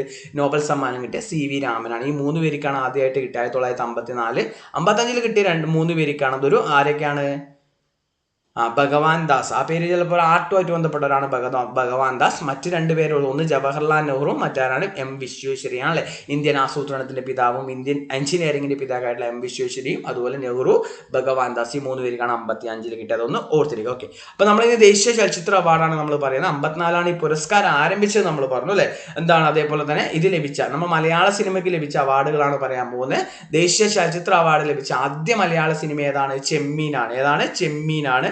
1965 ചെമ്മീൻ ഈ പുരസ്കാരം നിൽക്കുന്നത് അല്ലെ. നമുക്കറിയാം പുരസ്കാരം ലഭിക്കുന്നത് അല്ലെ. ചെമ്മീന്റെ സംവിധായകൻ രാമു കാര്യാട്ടാന്ന് നമുക്കറിയാം. അതുപോലെ തന്നെ ചെമ്മീൻ എന്ന സിനിമ എന്ന് പറഞ്ഞാൽ എന്താണ്, തകഴീന്റെ ചെമ്മീൻ എന്ന നോവലിനെ ആസ്പദമാക്കിയിട്ടാണ് എന്ത് ചെയ്തത്, ഈ പറഞ്ഞ സിനിമ ഇറങ്ങിയിട്ടുള്ളത്. അപ്പൊ ചെമ്മീൻ എന്ന നോവൽ പുറത്തിറങ്ങിയ വർഷം ചോദിച്ചാൽ ഇത് ചെമ്മീൻ സിനിമ എപ്പോഴാണ്? 1965 നമ്മളോട് പഠിച്ചു. ചെമ്മീൻ നോവൽ എപ്പോഴാണ്? അതിനെ നേരെ എന്ത് ചെയ്യുക, തിരിച്ചിടുക. നേരെ എന്ത് ചെയ്യുക, തിരിച്ചിടുക. നേരെ തിരിച്ചിട്ട് എന്ത് കിട്ടും? 1956 ചെമ്മീൻ നോവൽ പുറത്തിറങ്ങി അല്ലെ. അപ്പൊ ഇതിലെ പ്രമേയം, ഇതിലെ എന്താണ്, ഇതിന്റെ ബാക്ക്ഗ്രൗണ്ട് അല്ലെങ്കിൽ ഇതിന്റെ പ്രമേയമായിട്ടുള്ള കടപ്പുറം ചോദിച്ചത് ഏതാണ്? പുറക്കാട് കടപ്പുറമാണ്. ഏതാണ്? പുറക്കാട് കടപ്പുറം. സംവിധായകൻ നമ്മൾ പറഞ്ഞു രാമു കാര്യാട്ടാണ്. ഇതിന്റെ നിർമ്മാണം ആരാണ്? ബാബു ഇസ്മയിലാണ്. നിർമ്മാണം ആരാണ്? ബാബു ഇസ്മയിലാണ്. അതുപോലെ തന്നെ PSC ചോദിക്കാറുണ്ട് ഇതിന്റെ എന്താണ്, ഇതിന്റെ തിരക്കഥ രചിച്ചത് ആരാന്ന് ചോദിച്ചാലാണ് SL പുരം സദാനന്ദനാണ് ചോദിച്ചത്. SL പുരം സദാനന്ദനാണ്. അതുപോലെ തന്നെ ഇതിന്റെ ഗാനങ്ങൾ വയലാർ രാമവർമ്മയാണ്. സംഗീതം സരിൽ ചൗധരിയാണ്. ഇതിന്റെ ഛായാഗ്രഹണം PSC ചോദിച്ചിട്ടുണ്ട്. കൊറിയോഗ്രഫി ആരാണ്? മാർക്കസ് ബർട്ടിലിയാണ്. ആരാണ്? മാർക്കസ് ബർട്ടിലിയാണ്. PYQ ആണെന്ന് ഓർത്തിരിക്കുക. ചിത്രീകരണം എവിടെയായിരുന്നു? പുറക്കാട് കടപ്പുറം അല്ലെ. ഈ പറഞ്ഞ ചാകരക്ക് ഫേമസ് ആയിട്ടുള്ള ഒരു കടപ്പുറമാണ് ഇത്, പുറക്കാട് കടപ്പുറം. അത് എവിടെ, ഏത് ജില്ലയിലാണ് സ്ഥിതി ചെയ്യുന്നത് ചോദിച്ചാൽ പറയും. ഏത് ജില്ലയിലാണ്? അത് ആലപ്പുഴ ജില്ലയിലാണ്. അതുപോലെ തന്നെ ഇതിലെ പ്രധാന കഥാപാത്രങ്ങൾ നമുക്കറിയാം. ഏതാണ്? പരീക്കുട്ടി, ചെമ്പൻകുഞ്ഞ്, കറുത്തമ്മ, പളനിയൊക്കെയാണ് അല്ലെ. അതുപോലെ തന്നെ എന്താണ്, ഇതിലെ ഒരു പ്രധാനപ്പെട്ട ഒരു ഗാനമുണ്ട്. ഏതാണ്? മാനസമൈനേ വരൂ അല്ലെ. അത് ആരാണ് ആ ഗാനം പാടിയിരിക്കുന്നത് ചോദിച്ചിട്ടുണ്ട്. ആരാണ്? മന്നാടെ. ബംഗാളി ഗായകനായിട്ടുള്ള മന്നാടെയാണ് ഈ ഗാനം ആലപിച്ചിരിക്കുന്നത്. ഇത്രയും കാര്യങ്ങളൊന്ന് ചെമ്മീനുമായിട്ട് ബന്ധപ്പെട്ട് കൊടുത്തിരിക്കുക. അപ്പൊ ആദ്യം ആ പുരസ്കാരം ലഭിച്ച ആദ്യ മലയാള സിനിമ അല്ലെങ്കിൽ രാഷ്ട്രപതിയുടെ സ്വർണ്ണ മെഡൽ ലഭിച്ച ആദ്യ മലയാള സിനിമ എന്ന് പറഞ്ഞ ഏതാണ്? ചെമ്മീനാണ് അല്ലെ. അപ്പൊ അവിടെ തന്നെ ചോദിക്കും രാഷ്ട്രപതിയുടെ സ്വർണ്ണ മെഡൽ വെള്ളി മെഡൽ ലഭിച്ച ആദ്യ മലയാള സിനിമ എന്ന് പറഞ്ഞ ഏതാണത്? രാഷ്ട്രപതിയുടെ വെള്ളി മെഡൽ ലഭിച്ച ആദ്യ മലയാള സിനിമ ഏതാണ്? അതെന്താണ്? നീലക്കുയിലാണ്. 1954 പുറത്തിറങ്ങിയ നീലക്കുയിലാണ്. ഏതാണ്? നീലക്കുയിലാണ് അല്ലെ. അപ്പൊ 1955 ഇതിന് പുരസ്കാരം കിട്ടുന്നത്. സിനിമ ഇറങ്ങിയ 54 ഇതിന്റെ സംവിധായകന്മാരാണ് ആരൊക്കെ? ആരൊക്കെയാണ്? നമ്മളെ P ഭാസ്കരനും രാമു കാര്യാട്ടും. ഇമ്പോർട്ടന്റ് ആണ്. P ഭാസ്കരനും രാമു കാര്യാട്ടും കൂടി സംവിധാനം ചെയ്ത സിനിമയാണ് ഏതെന്ന് പറഞ്ഞാൽ നീലക്കുയിൽ. ഓർത്തിരിക്കുക. അതുപോലെ നീലക്കുയിലിന്റെ കഥ ആരുടേതാണ്? കഥ എന്ന് പറഞ്ഞാൽ ഉറൂബാണ്. PC കുട്ടിക്കൃഷ്ണനാണ് അല്ലെ. അതായത് കേരള സാഹിത്യ അക്കാദമിയുടെ പ്രഥമ സാഹിത്യത്തിനുള്ള ഈ പറഞ്ഞ നോവലിനുള്ള പ്രഥമ കേരള സാഹിത്യ അക്കാദമി പുരസ്കാരം നേടിയത് ആരാന്ന് ചോദിച്ചാലാണ് അത് ആരാണ്? PC കുട്ടിക്കൃഷ്ണൻ അല്ലെങ്കിൽ ഉറൂബാണ്. ഏത് കൃതിക്കാണ്? ഉമ്മാച്ചു എന്ന് പറഞ്ഞ കൃതിക്കാണ് അല്ലെ. ബീരൻ, മായൻ എന്നൊക്കെ പറയുന്ന കഥാപാത്രം കേട്ടില്ലേ? ഉമ്മാച്ചു ആണ്. ഏതാണ് കൃതി? ഉമ്മാച്ചു ആണ്. ഉറൂബിന്റെ മറ്റൊരു കൃതി നമുക്കറിയാം. ഏതാണ്? സുന്ദരികളും സുന്ദരന്മാരും അല്ലെ. സുന്ദരികളും സുന്ദരന്മാരും. ഒന്ന് ഓർത്തിരിക്കുക. അപ്പൊ ആദ്യ മലയാള സിനിമ പഠിച്ചു. അടുത്ത നമ്മൾ ആദ്യ മലയാള സംവിധായകൻ അല്ലെ. ഈ പുരസ്കാരം നേടിയ ആദ്യത്തെ മലയാള സംവിധായകൻ ചോദിച്ചാരാണ്? അടൂർ ഗോപാലകൃഷ്ണനാണ്. എപ്പോഴാണ്? 1972 സ്വയംവരം എന്ന് പറഞ്ഞ സിനിമക്കാണ്. അടൂർ സംവിധാനം ചെയ്ത ആദ്യത്തെ സിനിമയാണ് ഇത്. അടൂറിന്റെ ആദ്യ സിനിമയാണ് ഇത്, സ്വയംവരം. ആദ്യ സിനിമയ്ക്ക് തന്നെ മികച്ച സംവിധായകനുള്ള എന്ത് അവാർഡ് കിട്ടി? ദേശീയ ചലച്ചിത്ര അവാർഡ് കിട്ടി. അദ്ദേഹത്തിന് 5 തവണ അവാർഡ് കിട്ടിയിട്ടുണ്ട്. ദേശീയ ചലച്ചിത്ര അവാർഡ് നേടുന്ന മികച്ച സംവിധാനമുള്ള ദേശീയ ചലച്ചിത്ര അവാർഡ് നേടിയ എന്താണ് ഏറ്റവും കൂടുതൽ തവണ നേടിയ രണ്ടാമത്തെ വ്യക്തിയാണ്. ഏറ്റവും കൂടുതൽ തവണ ലഭിച്ചത് 6 തവണ ആർക്കാണ്? സത്യജിത്ത് റേക്കാണ്. ആർക്കാണ്? സത്യജിത്ത് റേക്കാണ്. അതുപോലെ ദാദാ സാഹിബ് ഫാൽക്കെ പുരസ്കാരം നേടിയ ഏക മലയാളിയാണ് ആരെന്ന് പറഞ്ഞാൽ അടൂർ ഗോപാലകൃഷ്ണൻ. ഇതൊരു ഒരു മലയാളിക്ക് മാത്രമേ കിട്ടൂ. അതാണ് അടൂർ ഗോപാലകൃഷ്ണനാണ് അല്ലെ. അപ്പൊ ആദ്യ സിനിമയായിരുന്നു സ്വയംവരം. അതിന് മികച്ച സംവിധായകനുള്ള ദേശീയ അവാർഡ് കിട്ടുന്നത്. അതുപോലെ തന്നെ പഠിച്ചു നോക്കുക, ഇതേ സിനിമ 1972 സ്വയംവരം എന്ന് പറഞ്ഞ സിനിമയ്ക്ക് 3 പുരസ്കാരങ്ങൾ കിട്ടിയ ഒന്ന് മികച്ച സിനിമ, മികച്ച സംവിധായകൻ, മികച്ച നടി. മികച്ച നടി ആരായിരുന്നു? ശാരദയായിരുന്നു. മികച്ച നടി ആരായിരുന്നു? ശാരദ. രണ്ടാമത്തെ തവണയാണ് ശാരദയ്ക്ക് ഈ പറഞ്ഞ പുരസ്കാരം 1972 കിട്ടിയത്. ഓക്കെ. അതുപോലെ തന്നെ മികച്ച മലയാള നടനുള്ള പുരസ്കാരം ആദ്യമായിട്ട് നേടിയത് ആരാണ്? PJ ആന്റണിയാണ്. ആരാണ്? PJ ആന്റണി. 1973 നിർമ്മാല്യം അല്ലെ. MTയുടെ ആദ്യ സിനിമയാണ് ഏത്? നിർമ്മാല്യം. ഇമ്പോർട്ടന്റ് ആണ്. അതുപോലെ ആദ്യം മലയാള നടി എന്ന് വെച്ചാൽ ശാരദയാണ്. ആദ്യമായിട്ട് ശാരദ കിട്ടിയപ്പോഴാണ് 1968 തുലാഭാരം എന്ന് പറഞ്ഞ സിനിമ കാണാൻ. 1900 വിൻസെന്റ് അല്ലെ, നമ്മൾ നേരത്തെ പറഞ്ഞ വിൻസെന്റിന്റെ സിനിമയാണ് ഏത്? തുലാഭാരം എന്ന് പറഞ്ഞത്. ഓക്കെ. പിന്നീട് രണ്ടാമത് 1972 ഏത് സിനിമ കിട്ടി? സ്വയംവരം എന്ന് പറഞ്ഞ സിനിമ കിട്ടി. ഏത്? സ്വയംവരം എന്ന് പറഞ്ഞത്. അപ്പൊ 2 തവണ ദേശീയ ചലച്ചിത്ര അവാർഡ് നേടിയ ഏക മലയാള നടിയാണ് ശാരദ. പക്ഷെ മലയാള നടി എന്ന് പറഞ്ഞാൽ മലയാള സിനിമയിൽ അഭിനയിച്ച നടി എന്നൊരർത്ഥം മാത്രമേ അതിനുള്ളൂ. അല്ലാണ്ട് ശരിക്കും ശാരദ എന്ന് പറഞ്ഞാൽ തെലുങ്ക് നടിയാണ്. ആരാണ്? തെലുങ്ക് നടിയാണ്. അതൊന്ന് ഓർത്തിരിക്കും. ഓക്കെ. നെക്സ്റ്റ് പുരസ്കാരം ലഭിച്ച മലയാള നടന്മാരാണ്. ആദ്യമായിട്ട് PG ആന്റണി 1973 നിർമാലി എന്ന് പറഞ്ഞ സിനിമക്കാണ്. രണ്ടാമത്തെ ആളാണ് ഈ ഓർഡർ എന്ന് പഠിക്കണം. ആരാണ്? ഭരത് ഗോപിയാണ്. 1977 കൊടിയേറ്റം എന്ന് പറഞ്ഞ സിനിമക്ക്. ആരുടെ സിനിമയാണ് കൊടിയേറ്റം? ആരാണ് ഇത് സംവിധാനം ചെയ്തെന്ന് വെച്ചാൽ വീണ്ടും ആരാണ്? അടൂർ ഗോപാലകൃഷ്ണൻ സംവിധാനം ചെയ്ത സിനിമയാണ് ഇത് കൊടിയേറ്റം. മൂന്നാമത് കിട്ടിയതായിരിക്കാണ് ബാലൻ K നായർ അല്ലെ. ബാലൻ K നായർ 1980 ഓപ്പോൾ എന്ന് പറഞ്ഞ സിനിമക്കാണ്. ഏത് സിനിമക്കാണ്? ഓപ്പോൾ എന്ന് പറഞ്ഞ സിനിമക്കാണ്. ഇതിന്റെ പ്രത്യേകത എന്ന് വെച്ചാൽ ഈ സിനിമ സംവിധാനം ചെയ്തത് KS സേതുമാധവനാണെങ്കിലും ഇത് ആരുടെ കഥയെ ആസ്പദമാക്കിയിട്ടാണ് ഓപ്പോൾ എന്ന് പറഞ്ഞ സിനിമ ഇറങ്ങി വെച്ചിട്ടാണ്? MT വാസുദേവൻ നായരാണ്. കഥ ആരാണ്? MT വാസുദേവൻ നായരാണ്. സംവിധായകൻ KS സേതുമാധവനാണ്. പിന്നീട് പ്രേംജി എന്ന് പറഞ്ഞാൽ അദ്ദേഹത്തിന്റെ തൂലികാ നാമമാണ്. ഒറിജിനൽ നെയിം എന്താണ്? VT ഭട്ടതിരിപ്പാടല്ല, എന്താണ്? MT ഭട്ടതിരിപ്പാടാണ്. എന്താണ്? MT ഭട്ടതിരിപ്പാട് അല്ലെ. നാടകകൃത്തക്കായിട്ടുള്ള MT ഭട്ടതിരിപ്പാട് അല്ലെങ്കിൽ പ്രേംജി. അദ്ദേഹത്തിന് 1988 പിറവി എന്ന് പറഞ്ഞ സിനിമയ്ക്ക് എന്ത് കിട്ടി? മികച്ച നടനുള്ള ദേശീയ ചലച്ചിത്ര അവാർഡ് ലഭിച്ചിട്ടുണ്ട്. പിറവി എന്ന് പറഞ്ഞ സിനിമ സംവിധാനം ചെയ്ത ആരാണ്? ഷാജി N കരുണാണ്. അപ്പോൾ 1988 പിറവിക്ക് 3 പുരസ്കാരങ്ങൾ ലഭിച്ചിട്ടുണ്ട്. ഏതാണ്? മികച്ച സിനിമക്കുള്ള അവാർഡ് കിട്ടി, മികച്ച നടനുള്ള അവാർഡ് കിട്ടി, അതുപോലെ മികച്ച സംവിധായകനുള്ള അവാർഡ് കിട്ടി? ഷാജി N കരുണയുടെ. അപ്പൊ അതൊരു ബോക്സിൽ എഴുതി വെക്കുക. 1988 പിറവി 3 പുരസ്കാരം. മികച്ച സിനിമ, മികച്ച നടൻ, മികച്ച സംവിധായകൻ ഷാജി N കരുൺ. ഷാജി N കരുൺ ഇപ്പൊ മരിച്ചുള്ളൂ, അതുകൊണ്ട് അത് ഓർത്തിരിക്കുക. അപ്പോൾ സിനിമ ഇമ്പോർട്ടന്റ് ആണ്. ഓക്കെ. അതുപോലെ മമ്മൂട്ടി ഏറ്റവും കൂടുതൽ തവണ ഈ പുരസ്കാരം നേടിയതാണ് മമ്മൂട്ടിയാണ്. നമ്മൾ ഭരത് മമ്മൂട്ടി, ഭരത് മോഹൻലാൽ എന്നൊക്കെയാണല്ലോ പറയാം. എന്തുകൊണ്ടാണ്? 1978 വരെ മികച്ച നടനുള്ള പുരസ്കാരം അറിയപ്പെട്ടിരുന്ന പേരെന്താണ്? ഭരത് അവാർഡ് എന്നും, അതുപോലെ തന്നെ മികച്ച നടിക്കുള്ള പുരസ്കാരം അറിയപ്പെട്ടിരുന്ന പേര് എന്തായിരുന്നു? ഉർവശി അവാർഡ് എന്നാണ്. എന്താണ്? ഉർവശി. അതുകൊണ്ടാണ് ആ ഒരു പേര് വന്നത്. അപ്പൊ മമ്മൂട്ടിക്ക് ഏറ്റവും കൂടുതൽ കിട്ടിയ മലയാള നടനാണ്? മമ്മൂട്ടിയാണ്. 3 തവണയാണ്. ഏതൊക്കെയാണ്? ഒന്ന് ആദ്യമായിട്ട് ലഭിച്ചപ്പോഴാണ് 1989. ഏത് സിനിമയ്ക്കാണ്? വടക്കൻ വീരാഗാഥ അല്ലെ. വടക്കൻ വീരാഗാഥ ഹരിഹരന്റെ സിനിമയാണ്. ഇത് വടക്കൻ വീരാഗാഥ. അടുത്തത് ഏതാണ്? മതിലുകൾ അല്ലെ. മതിലുകൾ ആരുടെ സിനിമയാണ്? നമ്മുടെ അടൂർ ഗോപാലകൃഷ്ണന്റെ സിനിമയാണ് ഇത് മതിലുകൾ എന്ന് പറഞ്ഞാൽ. ഓക്കെ. അതുപോലെ 93 രണ്ടാമത് പൊന്തന്മാടയും വിധേയനും. വിധേയൻ നമ്മൾ ഓൾറെഡി പറഞ്ഞത് ആരുടെ സിനിമയാണ്? വിധേയൻ എന്ന് പറഞ്ഞാൽ ആരാണ്? ആരുടെ സിനിമയാണ്? വിധേയൻ എന്ന് പറഞ്ഞാൽ നമ്മുടെ എന്താണ്? അടൂറിന്റെ സിനിമയാണല്ലോ. മതിലുകൾ വിധേയനൊക്കെ അടൂറിന്റെ സിനിമയാണ്. പൊന്തന്മാട TV ചന്ദ്രൻ അല്ലെ. നമ്മൾ ഈയിടെ നമ്മൾ JCB പുരസ്കാരം, JC ഡാനിയൽ പുരസ്കാരമൊക്കെ കിട്ടിയ ആളാണ് ആര്? ഈ പറഞ്ഞ TV ചന്ദ്രൻ. അദ്ദേഹത്തിന്റെ സിനിമയാണ് ഇത് പൊന്തന്മാട. ആ മികച്ച സംവിധാനമുള്ള അവാർഡും കൂടി ആര് കിട്ടിയിട്ടുണ്ടായിരുന്നു? TV ചന്ദ്രൻ ഈ സിനിമ കിട്ടിയിട്ടുണ്ടായിരുന്നു അല്ലെ. 1998 ബാബാ സാഹിബ് അംബേദ്കറാണ്. മോഹൻലാലിന് 2 തവണ ഈ പുരസ്കാരം കിട്ടിയിട്ടുണ്ട്. ഒന്ന് 91 ഭരതം അല്ലെ. സിബി മലയിൽ സംവിധാനം ചെയ്ത സിനിമയാണ് ഇത് ഭരതം. അതുപോലെ 99 വാനപ്രസ്ഥം. സംവിധായകനാണ് ഷാജി N കരുൺ. വാനപ്രസ്ഥം സംവിധാനം ചെയ്ത ആരാണ്? ഷാജി N കരുണാണ്. പിന്നെ ബാക്കിയുള്ള മലയാള നടന്മാരും കൂടി പഠിക്കുക. ഒന്നാലാണ് ബാലചന്ദ്ര മേനോൻ. 1997 സമാന്തരം എന്ന് പറഞ്ഞ സിനിമക്കാണ്. അതേപോലെ സുരേഷ് ഗോപിക്കും അതേ വർഷം 97 ബാലചന്ദ്ര മേനോൻ, സുരേഷ് ഗോപി 2 പേരുണ്ട്. സുരേഷ് ഗോപിക്ക് ഏതാണ്? കളിയാട്ടാണ്. കളിയാട്ടം സിനിമ സംവിധാനം ചെയ്ത ആരാണ്? ജയരാജാണ്. ചോദിച്ചിട്ടുണ്ട് ആരാണ്? ജയരാജാണ് സംവിധാനം ചെയ്തത്. അതുപോലെ മുരളിക്ക് 2001 നെയ്ത്തുകാരൻ. അതേപോലെ സലീം കുമാറിന് 2010 ഏതാണ്? ആദാമിന്റെ മകൻ അബു എന്ന് പറഞ്ഞ സിനിമക്കാണ്. സുരാജ് വെഞ്ഞാറമ്മൂടിന് 2013 പേരറിയാത്തവൻ. ഇതൊന്ന് നോട്ട് ചെയ്ത് വെക്കുക. നിങ്ങൾ ഒന്ന് സ്ക്രീൻഷോട്ട് എടുത്തിട്ട് പഠിക്കുക. ഇമ്പോർട്ടൻ്റ് ആണ് ഈ പറഞ്ഞ സിനിമകളും ലഭിച്ച വ്യക്തികളും.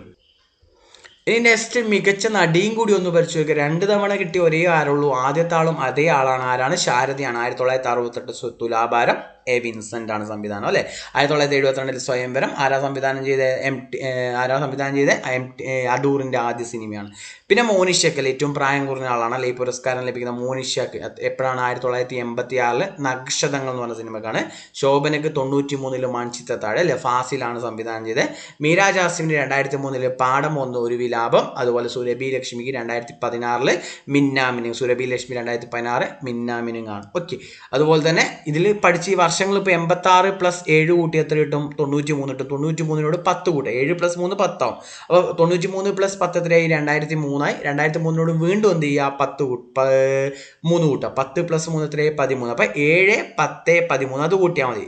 96 + 7 93, 93 + 10 2003, 2003 + 13 2016. അതാണ് അതിൻ്റെ വർഷങ്ങൾ വരിക. പിന്നെ ഈ പേരുകൾ ഒന്ന് കറക്റ്റ് എന്ത് ചെയ്യുക, പഠിച്ചു നോക്കുക. മികച്ച നടിക്കുള്ള പുരസ്കാരം. ഇപ്പം നമുക്ക് ഇത് കൂടാണ്ട് മലയാളിയായിട്ടുള്ള അപർണ ബാലമുരളിക്കും കീർത്തി സുരേഷിനൊക്കെ ഈ പുരസ്കാരം ലഭിച്ചിട്ടുണ്ട്. പക്ഷെ അവർക്ക് മലയാള സിനിമയിൽ അഭിനയത്തിനല്ല. കീർത്തി സുരേഷിന് മഹാനടി എന്ന് പറഞ്ഞ സിനിമയും അതുപോലെ തന്നെ അപർണ ബാലമുരളിക്ക് ഏതാണ് സുരേഷ് പോട്രെ എന്ന് പറഞ്ഞ സിനിമയിൽ അഭിനയത്തിനാണ്. അത് മലയാള സിനിമ അല്ലാത്തതുകൊണ്ട് നമ്മളിവിടെ പഠിക്കുന്നില്ല. മലയാള സിനിമയിൽ അഭിനയിച്ച ആൾ പുരസ്കാരമാണ് നമ്മൾ മലയാള നടിമാർ. മലയാള നടി എന്ന് പറഞ്ഞാൽ എന്താണ്, മലയാള സിനിമയിൽ അഭിനയിച്ച പുരസ്കാരം കിട്ടുന്ന മലയാള നടി നമ്മൾ പറയുന്നല്ലേ, അതാണ് നമ്മളിവിടെ പഠിച്ചത്. അതുകൊണ്ടാണ് ലാസ്റ്റ് നമ്മൾ സുരഭി ലക്ഷ്മി 2016 മിന്നാമിനെങ്കിൽ സ്റ്റോപ്പ് ചെയ്യുന്നു. ഓക്കെ, അപ്പോൾ ഇത്രയും കാര്യങ്ങളാണ് പറഞ്ഞത്. കുറച്ച് ലെങ്തി ആയിട്ടുള്ള വീഡിയോ ആണ്. നമ്മൾ ഡീറ്റെയിൽ ആയിട്ട് കാര്യങ്ങൾ പറഞ്ഞിട്ടുണ്ട്. ഇതൊക്കെ സ്ഥിരമായിട്ട് എക്സാമിന് ചോദിക്കാൻ സാധ്യതകളാണ്. അപ്പോൾ അതെന്ത് ചെയ്യുക, നന്നായിട്ട് എന്ത് ചെയ്യുക, അറിയാത്ത കാര്യങ്ങളൊക്കെ ഒന്ന് നോട്ട് ചെയ്ത് എന്ത് ചെയ്യുക, പഠിക്കുക, ഒരു റിവിഷനായിട്ട് എടുക്കുക. ഇത് നിങ്ങൾക്ക് ഇഷ്ടമായെങ്കിൽ എന്ത് ചെയ്യുക, നിങ്ങൾ കമൻറ്റ് ചെയ്യുക. അങ്ങനെയാണ് നിങ്ങൾക്ക് ഇഷ്ടമായി നിങ്ങൾ കമൻറ്റും കാര്യങ്ങളും ചെയ്യാൻ തീർച്ചയായിട്ടും നമ്മൾ അടുത്ത